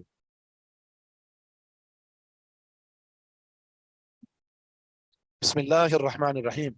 سبح للہ ما فی السماوات والارض وهو العزیز الحکیم. تسبیح کر رہے ہیں اللہ کے لیے, یا اللہ کی, ما فی السماوات جو آسمانوں میں ہے, والارض اور جو زمین میں ہے, ساری ہی مخلوق آسمانوں میں ہے اور زمین میں اللہ کی تسبیح میں مصروف عمل ہے. وهو العزیز الحکیم, وہ غالب حکمت والا ہے. یہ تسبیح 2 طرح سے ہے, ایک تسبیح زبان حال اور دوسری تسبیح ہوتی ہے زبان مقال سے. زبان حال سے مراد آپ کا وجود شاہد ہے اللہ کی تسبیح پر کہ اللہ ہر عیب سے پاک ہے, اور زبان مقال یہ کہ آپ زبان سے کہیں سبحان اللہ سبحان اللہ. یہاں سے تسبیح سے کیا مراد ہے؟ یہ زبان مقال ہے, ہر چیز اللہ کی تسبیح کر رہی ہے. وَلَٰكِن لَا تَفْقَهُونَ تَسْبِيحَهُمْ, تم تسبیح سمجھتے نہیں ہو. یہ جو پرندوں کا چہچہانا آپ سنتے ہیں نا, سبحان اللہ کہہ رہے ہوتے, حتیٰ کہ یہ پہاڑ بھی اللہ کی تسبیح کرتے ہیں. ہر مخلوق قرآن میں خود موجود ہے سرات کے ساتھ. اللہ نے چاند, سورج, ستارے, حجر, شجر سب کا ذکر کیا. اللہ کو سجدہ کرتے ہیں, اللہ کی تسبیح کرتے ہیں. لیکن جب انسانوں کی باری آئی وَكَثِيرٌ مِّنَ النَّاسِ کہا, سارے نہیں, بہت سارے لوگ بھی اللہ کا ذکر کرتے ہیں, اللہ کی تسبیح کرتے ہیں, سجدہ کرتے ہیں, سارے نہیں. اس کے علاوہ مخلوقات میں سارے ذکر کیا اللہ نے. حالانکہ جتنی نعمتیں اللہ نے انسانوں پر کی ہے نا, اتنی کسی پر نہیں کی, بلکہ جتنی بھی مخلوقات وہ انسان کے تابع ہے. इंसान को अल्लाह ने अपने ताबे बनाया है कि ये मुकल्लफ है, बाकी सारी इसकी ताबे मुसक्कर कर दिया इसके लिए। चांद, सूरज, जमीन, आसमान किसकी खिदमत कर रहे हैं? इंसान की। तो जो चीजें इंसान के ताबे हैं वो सारी तो अल्लाह की तस्बीह और सजदे में मसरूफ अमल है, जिस पर अल्लाह ने इतने इकरामात और इनामात और अशरफ और अकरम और अफजल बनाया ताकि वो मेरे सामने झुके। उसके बारे में कहा सारे नहीं झुकते, कुछ झुकते हैं। जिससे इंसान का वकार, इंसान की तशरीफ, तकरीम, ताजीम और उसका अफजल होना है ही अल्लाह के सामने सजदा रेज होने और तस्बीह करने से, वगरना नहीं। वरना फिर अल्लाह ने किसी और चीज का जिक्र किया है। कुत्ते का जिक्र करने के बाद फरमाया कि ये कुत्ते से भी बदतर है, जानवरों से भी बदतर है।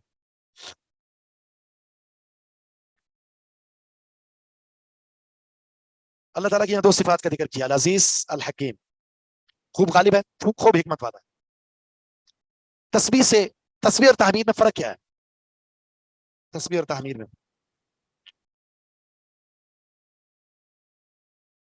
क्या मतलब, बाकी बयान करना। हाँ, जब हम सुभान अल्लाह कह रहे होते हैं तो वो तमाम की तमाम सिफात जो अल्लाह की जात के लिए नुक्स वाली होती हैं, हम उन तमाम की नफी कर देते हैं। जब हम अल्हम्दुलिल्लाह कह रहे होते हैं, कायनात के अंदर जितनी भी खूबियां हैं उसको अल्लाह के साथ खास कर रहे हो जी। शुक्र भी है और ये भी एतराफ है कि हर खूबी का मालिक सिर्फ अल्लाह ताला है।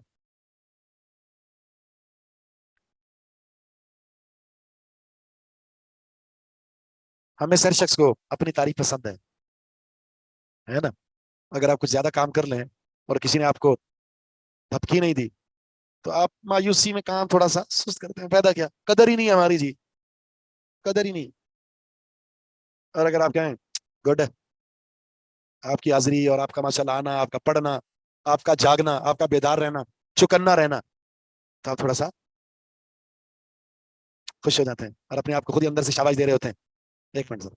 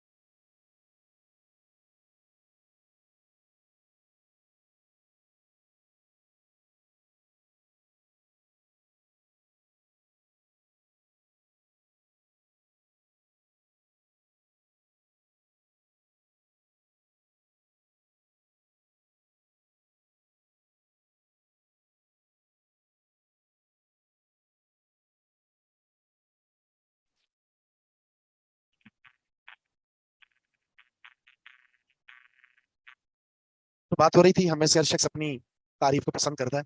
वो अगरचे ये शरन जायज नहीं है कि फला तुज़क्कू अनफुसकुम, अपना तज़किया ना करो, और इसलिए मना किया किसी की तारीफ उसके मुंह पे ना करो, कहीं ऐसा ना हो कि उसके बाद आदि ही बन जाए तारीफ सुनने का, नतीजा रियाकारी और शोहरत पैदा हो जाती है।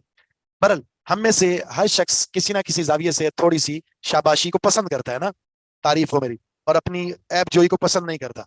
तो हालांकि हमारे अंदर कमजोरियां हैं, ऐब है, तो अगर कोई जात ऐब से पाक है तो सिर्फ अल्लाह की है ना। अगर किसी के सबसे ज्यादा एहसानात हैं और हैं ही उसी के, तो वो कौन सी जात है? अल्लाह की है। तो फिर क्यों ना अल्लाह अपनी तारीफ पसंद करे, क्यों ना अल्लाह अपनी तस्बीह पसंद करे। यही वजह है अल्लाह को वो बंदा सबसे ज्यादा पसंद है जो अल्लाह की सबसे ज्यादा तस्बीह करता है, तस्बीह करता है। इसलिए नबी सल्लल्लाहु अलैहि वसल्लम ने एक सहाबी से फरमाया था ना, ये ला यज़ालु लिसानुका रत्बम मिन जिक्रिल्लाह, कामयाबी चाहते हो तो अपनी जबान को हमेशा जिक्र इलाही से तर रखना। और एक मुशाहिदे की बात है, जो दिन भर आप अपने जबान से उगलते हैं, बयान करते हैं, ख्वाब के अंदर भी वही दिखता है, वही बोलते हैं, और वो मौत है। इसी से आप प्रैक्टिस कर लें। अगर आपकी जबान पर कलमा ज्यादा है, जिक्र ज्यादा है, तस्बीह ज्यादा है, वो जो मौत हकीकी आएगी ना, उस वक्त भी वही कलमा जारी होगा। जब हम रात को मौत की हालत में होते हैं उस वक्त वो कलमे जारी होते हैं। कंडक्टर वो कह रहा होता है ना, सदर गुलशन हदीद नीपा सदाएं बुलंद कर रहा होता है, इसलिए कि सारा दिन उसकी वो प्रैक्टिस होती है। तो हमें जो चीज अल्लाह को पसंद है उसका इजहार ज्यादा करना चाहिए। तस्बीह का सिर्फ ये माना नहीं कि हाथ में तस्बीह पकड़ लें आप बस, गालियां भी दे रहे हैं और बोले अल्लाह सुभान, दिल में सुभान अल्लाह, हाथ में तस्बीह है, ना आप जनाजे में छोड़ रहे हैं तस्बीह और ना ही आप नमाज में तस्बीह छोड़ रहे हैं।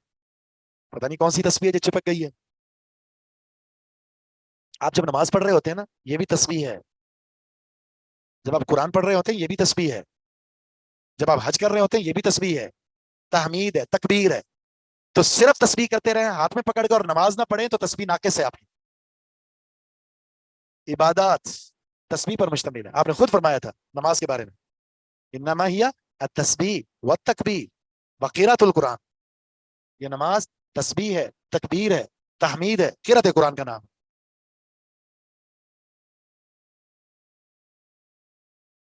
एक बंदा नमाज ना पढ़ता हो और तस्बीह करता हो, ड्रामेबाज है वो। नहीं समझ में आई? आ गई ना? अल्लाह ताला की जो सिफात है उसके मैंने आपको 4 औजान बताए थे जो ज्यादा इस्तेमाल होते हैं। कौन से हैं वो 4 औजान मैंने बताए थे जिस पर ज्यादातर अल्लाह के अस्मा आते हैं। आप क्या, मैं कल की बात याद नहीं आती, आप पिछले सेमेस्टर की बात पूछ रहे हैं। फ़ईल, फ़ऊल, फ़आल और फ़अलान। फ़ईल अजीज हकीम, फ़ऊल गफूर शकूर, फ़अलान रहमान, फ़आल गफ्फार। अल्लाह ताला की जो सिफात हैं सबसे ज्यादा, शाज़ व नादिर कुछ और होंगी वरना इन 4 पर आती। इसलिए अल्लाह ताला की सिफात में कहा जाता सित्तीर, सिफत नहीं है सित्तीर। फ़ाइल के वजन पर आएगी और क्या आएगी? सतीर। फ़ील वजन कोई नहीं अल्लाह की सिफत का, फ़ाइल है सतीर, पर्दा पोशी करने वाला। सतार फ़आल के वजन पर, फ़ईल, फ़ऊल, फ़आल और फ़आल और फ़अलान रहमान। सतार सित्तीर, सित्तीर नहीं है सतीर है। सतार भी है, वो फ़आल के वजन पर हो गया ना।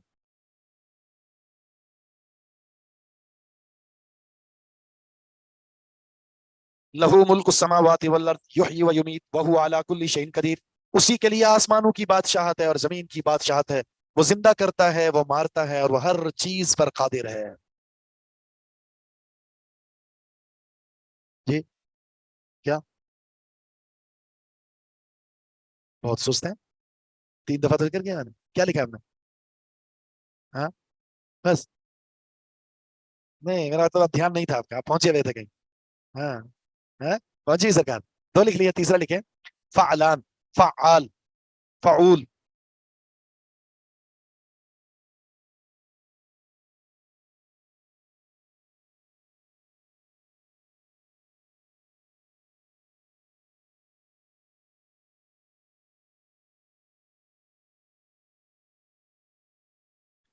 जमीन और आसमान में बादशाहत किसकी है? अच्छा ये जुमला ताकीद वाला है, हसर है इसमें। हसर कैसे? खबर पहले आ गई है, जब खबर पहले हो मुब्तदा बात में तो हसर पैदा हो। इसका माना है उसी के लिए है बादशाहत आसमानों की और जमीन की। अच्छा जब जमीन और आसमान का बादशाह हुआ है तो जमीन और आसमान और उसमें रहने वाली मखलूक क्या हुई? गुलाम। ममलूक है वो मालिक। ममलूक को ये जसारत कैसे सूझी कि मालिक के मुकाबले में किसी को लाकर खड़ा कर दे? गुलाम ने गुलाम को बादशाह की जगह पर ला खड़ा कर दिया। अल्लाह ने खुद कुरान में मिसाल दी है, तुम खुद, हालांकि हो सब अल्लाह के अबीद, लेकिन तुम में से अगर कोई मालिक है आरजी मजाजी, कोई उसका गुलाम है और उसका गुलाम अगर उसकी सीट पर बैठ जाए या उसमें किसी शेर का दावा कर दे, तुम बर्दाश्त करोगे उसको? बिल्कुल नहीं।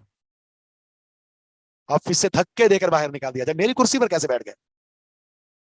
या ये कैसे कह दिया, मजाक में भी कहा हो किसी को कि इस ऑफिस में आधा हिस्सा मेरा है, और मालिक को पता चल जाए मेरा वर्कर मेरी ऑफिस में मिल्कियत का दावा करके बैठ गया है, या तो जूते मारेगा उसको या रवाना कर देगा।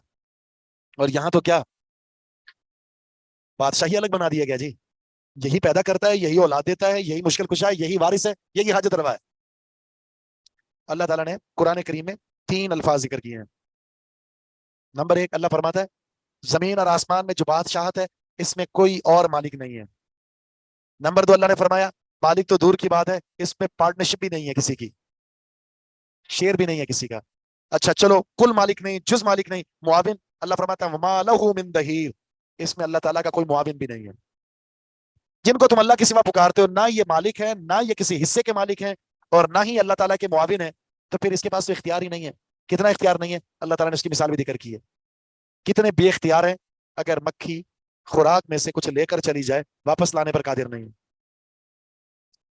तैयार करके देना तो दूर की बात है, हमारा रिज्क जो हमने तुम्हें दिया था, उसमें से हमारी मखलूक मक्खी, हमारा रिज्क जो हमने तुम्हें दिया था, हमारी मखलूक उसमें से जितना हमने चाहा लेकर चली गई, वो वापस लाकर दिखा दो। एड़ी चोटी का जोर लगा लो, सारे मिल जाओ, वापस ला सकते हो? नहीं।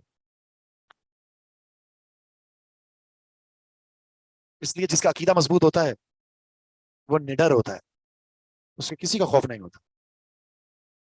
वरना फिर आप, अकीदा सही नहीं है, फिर आप कुत्ते से डरेंगे, आप काली बिल्ली से डरेंगे, आप मंगल के दिन डरेंगे, सफर के महीने से डरेंगे, आप शवाल के महीने से डरेंगे, और रजब के महीने से डरेंगे। जी, मनु समझा जाता है। गड़बड़ है, खारिश आ रही है हाथ में, आंख भटक रही है बार बार, कौवा पता नहीं क्यों, चील पता नहीं क्यों आ गई है, अजीब किस्म के तमाशे। वो मौत और हयात का मालिक है, आपको पता भी नहीं होता। आप इस मुल्क से दूसरे मुल्क जा रहे हैं और आप समझ रहे हैं कि मैं कारोबार के लिए जा रहा हूं, दर हकीकत वहां मौत का फरिश्ता आपका इंतजार कर रहा है। अल्लाह ने आपके लिए वहां मौत का वक्त मुकर्रर किया, होता है ना। या फिर आप अपना रिस्क लेने के लिए वहां जा रहे हो, अल्लाह ने आपका रिस्क वहां रखा, जितना रखा उतना ही खाएंगे। उसके बाद ये मुशाहिदात है ना, हमारे सामने आते हैं। दोस्त मेरा कुवैत से यहाँ आया 5 साल के बाद, और अपनी फैमिली के साथ, ससुराल उसके कराची में, और बड़ी शिद्दत से इंतजार है, माँ को मेरी बेटी आ रही है। पहुंचे, अगले दिन वो बेटी फौत हो गई। 5 साल का इंतजार, वक्त वहां मुकर्रर था। तो हर चीज पर वो कादिर है, हर चीज पर। यानी तुम बेबस हो, लाचार हो, मजबूर हो, अल्लाह ताला मसबूक नहीं, हार नहीं सकता वो। मान लो ना उसकी, मान लो। फिर जब तुम्हारी चल नहीं सकती, तुम कुछ कर नहीं सकते, तुम मजबूर हो, कमजोर हो, उस कादिर मुतलक की ताकत को तस्लीम करते हुए तस्लीम खम कर लो। हुवल अव्वल, वो अव्वल है, वल आखिर, वही आखिर है, वल जाहिर, वही जाहिर है, वल बातिन, और वही बातिन है, वह बिकुल्लि शैइन अलीम, और हर चीज को खूब जानने वाला है।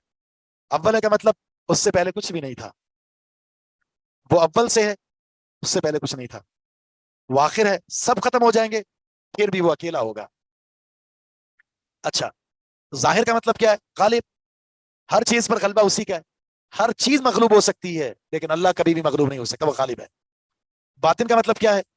सारी बातों को आप हर एक से छुपा सकते हैं, लेकिन अल्लाह से कोई चीज नहीं छुपा सकते। अलीम बिज़ाति सुदूर, उसका इल्म तो इतना कमाल का है कि आप क्या सोचने वाले हैं वो भी जानता है। आप अभी पैदा नहीं हुए, पैदा होने के बाद क्या करेंगे वो जानता है, सब कुछ तो लिख रखा है उसने। फिर अगर आपको कोई ना देख रहा हो ना, कोई ना देख रहा हो, तो समझ लेना, अगर कोई नहीं देख रहा तो जाहिर आपको देख रहा है और बातिन आपको देख रहा है।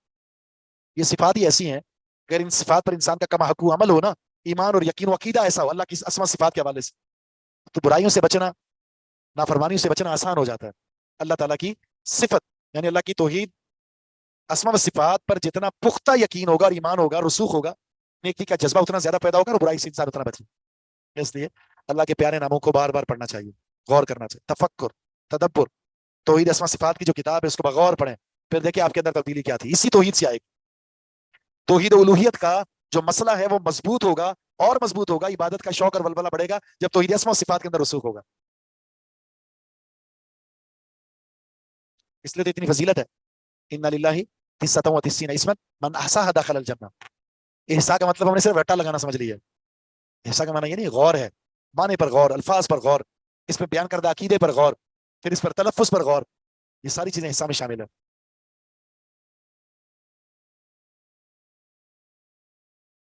शैतान के एक जाल से हदीस में रोका गया है। शैतान क्या करता है?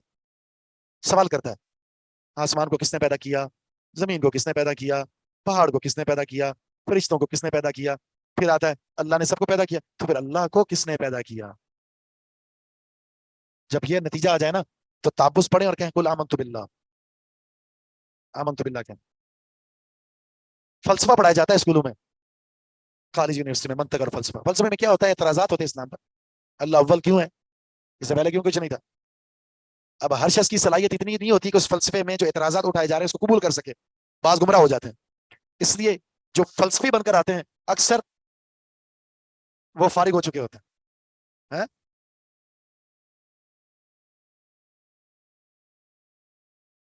हर चीज से फारिग। बाद हमारे माशाल्लाह वो साथी नौजवान इस मैदान में उतरे हुए हैं ना, वो कहते हैं हम बच्चों, हमारा पढ़ाने का स्टाइल ये है, एतराज करो इस्लाम पर, हम जवाब देंगे। ये कोई तालीम का तरीका है? आप अल्लाह उसके रसूल के उतारे हुए अहकामात पर एतराज करें, तालीम है शरीयत की, और फिर आप उसका जवाब दें। हो सकता है उसने एतराज कर दिया और उस एतराज पर आप तसल्ली बख्श जवाब ना दे सके, आपने गुमराह कर दिया उसको। ये स्टाइल है पढ़ाने का। हमें तो ये है शरीयत की तालीम, किसी चीज की मसलियत मालूम हो या ना हो, समय ना बताना। उतरी थी ना इसमें ये कहा था, इन तुब्दू माफी अनफुसिकुम औ तुख्फूहु युहासिबकुम बिहिल्लाह, हिसाब होगा तुम्हारा, छुपाओ या जाहिर करो। उस पर सहाबाए किराम फरमाते थे, उन्होंने क्या परेशान हो गए, ये तो सब गए। तो अल्लाह ताला ने अगली आयत में क्या कहा? कम अज कम सबसे पहले क्या करना चाहिए था? तस्लीम खम तो कर लो, उसके बाद अल्लाह आसानी फरमा देगा। फिर साहबा ने क्या कहा था? समेना वाताना गुफराना रब्बना व इलैकल मसीर। अल्लाह ने खुद ही आसानी फरमा दी, ला युकल्लिफुल्लाहु नफ्सन इल्ला वुसअहा। फिर वो दुआ भी सिखा दी, अगर हम भूल गए, सारी जो में आती है। इसलिए सबसे पहला तस्लीम खम करें, ईमान ले आए, अमल करना शुरू कर दें। हाँ, उसके बाद ढूंढना चाहे तो ढूंढ लें इसमें क्या मसलियत है शरीयत की, ताकि और ज्यादा आपको रसूख हो जाए। इसमें क्या हिकमत हो सकती है, समझ में आए, अच्छी बात, नहीं आती अमल करते रहे। हुवल्लज़ी खलक़स समावाति वल अर्द, अल्लाह वो जात है जिसने पैदा किया आसमानों और जमीन को फी सित्तति अय्याम, इन 6 दिनों में। सुम्मा इस्तवा अलल अर्श, फिर वो मुस्तवी होगी अर्श पर। यालमु, वो जानता है, मा यानी जो फिल अर्द, जो चीज दाखिल होती है जमीन में, जो चीज जमीन में दाखिल होती है। वमा यखरुजु मिनहा, और जो चीज जमीन से निकलती है। वमा यंज़िलु मिनस समा, जो चीज आसमान से नीचे उतरती है। वमा यारुजु फीहा, जो चीज आसमान की तरफ चढ़ती है। अल्लाह सब चीजों को जानता है। वह हुवा माअकुम, वो तुम्हारे साथ है। ऐनमा कुंतुम, जहां कहीं तुम हो। वल्लाहु बिमा तामलूना बसीर, अल्लाह तुम्हारे अमाल को देख रहा है। यह है माअकुम का माना, बसीर वो तुम्हें देख रहा है। अल्लाह ताला का तुम्हें देखना, ये क्या है? उसकी मईयत है, सिफत के साथ। बहुत कुछ बयान हो गया इस आयत में।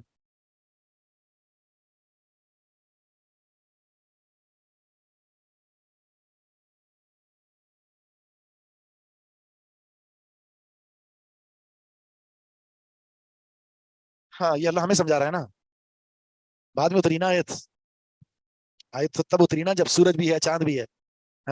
अल्लाह उसी हिसाब से कह रहा है। या तो इससे मुराद ये हमारे अय्याम मुराद है, जिसमें हम सूरज निकलता हुआ देखते हैं, सूरज गुरूब होता हुआ देख रहे हैं, ये अय्याम मुराद है। या फिर इससे मुराद वो अय्याम है जो मरने के बाद अय्याम का एक सिलसिला होगा। जाहिर है हमारी रहनुमाई के लिए तो इससे मुराद यही अय्याम हो सकते हैं कि अल्लाह इस दौरानिये में, अल्लाह ने 6 दिनों में, इस दौरानिये के अंदर जो 6 दिन बनते हैं इसमें बनाया। खुद कुरान में मौजूद है, 2 दिन आसमान के थे, 2 दिन जमीन के थे, और 2 दिन जमीन की सेटिंग के थे। अल्लाह ने इस निजाम को रिहाइश के काबिल बनाया। टोटल 6 दिन, और 7वां दिन क्या था? छुट्टी का। मुझे बताएं कि अल्लाह ताला के लिए कुन फयकून से ये मामला सरंजाम नहीं हो सकता था? फिर 6 दिन क्यों लगाए? इसका ताल्लुक हमारे निजाम के साथ है। हम सूरज भी देखते हैं, जमीन भी देखते हैं, आसमान भी देखते हैं, और बड़ी मखलूक है ये। इसका ताल्लुक हमारे निजाम के साथ है। अगर तुम्हारे पास सलाहियत, तजर्बा, महारत, कुव्वत बहुत ज्यादा है, वसाइल बहुत ज्यादा है, तो भी काम में उजलत नहीं करनी है आपने। जो काम बेतरतीब मुनज़्ज़म तरीके से होता है, चाहे आहिस्ता हो, उसके अंदर सुबात होता है, उसके अंदर इस्तेहकाम होता है, उसके अंदर मजबूती होती है। वसाइल का इस्तेमाल करते हुए तेजी के साथ कोई काम कर लें आप, हो तो जाएगा, लेकिन उसके अंदर वो क्वालिटी नहीं होगी जो आप ठहराव के साथ करते हैं। इसलिए शरीयत का जो निजाम है वो भी तदर्रुज के साथ है, एक साथ पूरा कुरान नहीं उतरा। अल्लाह फरमाता है कुरान फर्क ना हो लितक़राउ अलन्नास अला मुक्थिन, थोड़ा थोड़ा के उतरा। शरीयत आहिस्ता आहिस्ता उतरी है, अहम फल अहम के साथ उतरी है, ताकि इसको कबूल करना और इस पर अमल करना आसान हो जाए। शराब की हुर्मत के भी 3 मराहिल है, बितदरीज। अल्लाह चाह सकता था बंद करो भाई फटाफट, खत्म, लेकिन नहीं। अल्लाह मशीनरी अल्लाह ने बनाई है ना, अल्लाह इस मिजाज को भी जानता है, इस्तेकाम कैसे करना है। तो सारी चीजें हैं ही हमारे लिए, ये निजाम अल्लाह ने हमारे लिए बनाया, और ये हमें अल्लाह ने बनाया, اور اللہ اس نظام کے ذریعے ہمارے سسٹم کو کس طرح چلانا ہے اس کا سبق دے رہا ہے. اس لیے حدیث میں آتا ہے نا اگر جس میں کلام ہے لیکن العجلۃ من الشیطان، جلد بازی شیطان کی طرف سے ہوتی ہے. جو بھی جلد بازی کرتا ہے وہ نقصان ضرور کرتا ہے، بہت نقصان. بہت جلد بازی کریں گے تو بعد میں پتہ چلے کہ آپ شلوار الٹی پہن کر آ گئے. سمجھ رہے ہیں جلد بازی نہیں. ہاں ایک مسئلہ جس میں جلد بازی نہیں کرنی ہے، جلد بازی کرنی ہے، اور وہ کیا ہے؟ نیکی کام. ہر مسئلے میں حدیث میں آتا ہے ٹھہراؤ، مشورہ کریں مجھے یہ کرنا چاہیے نہیں کرنا چاہیے. لیکن جب دین کا معاملہ آ جائے تو پھر کیا کرنا ہے ہم نے؟ اب یہ نہیں کہ یار میں نماز پڑھنے جاؤں، کیا خیال ہے تمہارا؟ وہ سامنے والے کہتا ہے جمعے سے شروع کرو یار، جمعہ افضل دن ہوتا ہے. سارے ایسے ہی ہوتے ہیں.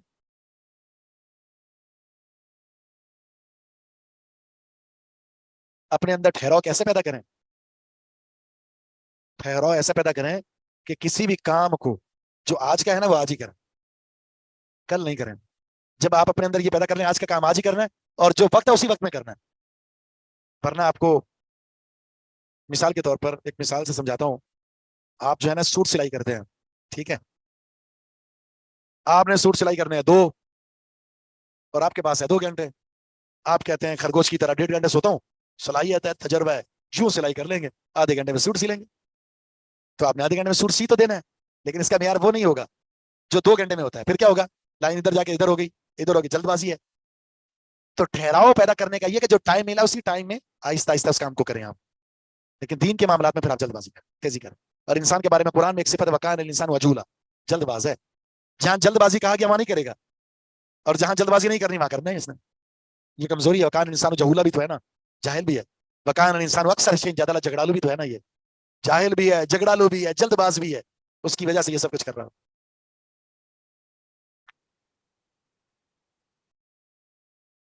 اسی سے استدلال ہفتے میں ایک چھٹی بھی ہونی چاہیے. پورے 7 دن کام نہیں کرنے چاہیے، ایک دن چھٹی کا بھی ہونا چاہیے، آرام سکون. دوسری اہم چیز اللہ تعالیٰ کے عرش پر مستوی ہونا ہے. یہ تو بہت اہم عقیدہ ہے. اللہ اپنی ذات کے اعتبار سے عرش پر مستوی ہے، صفات کے اعتبار سے ہمارے ساتھ ہے. جیسے کہ آیت کا اختتام، زمین میں کیا چیز جا رہی ہے؟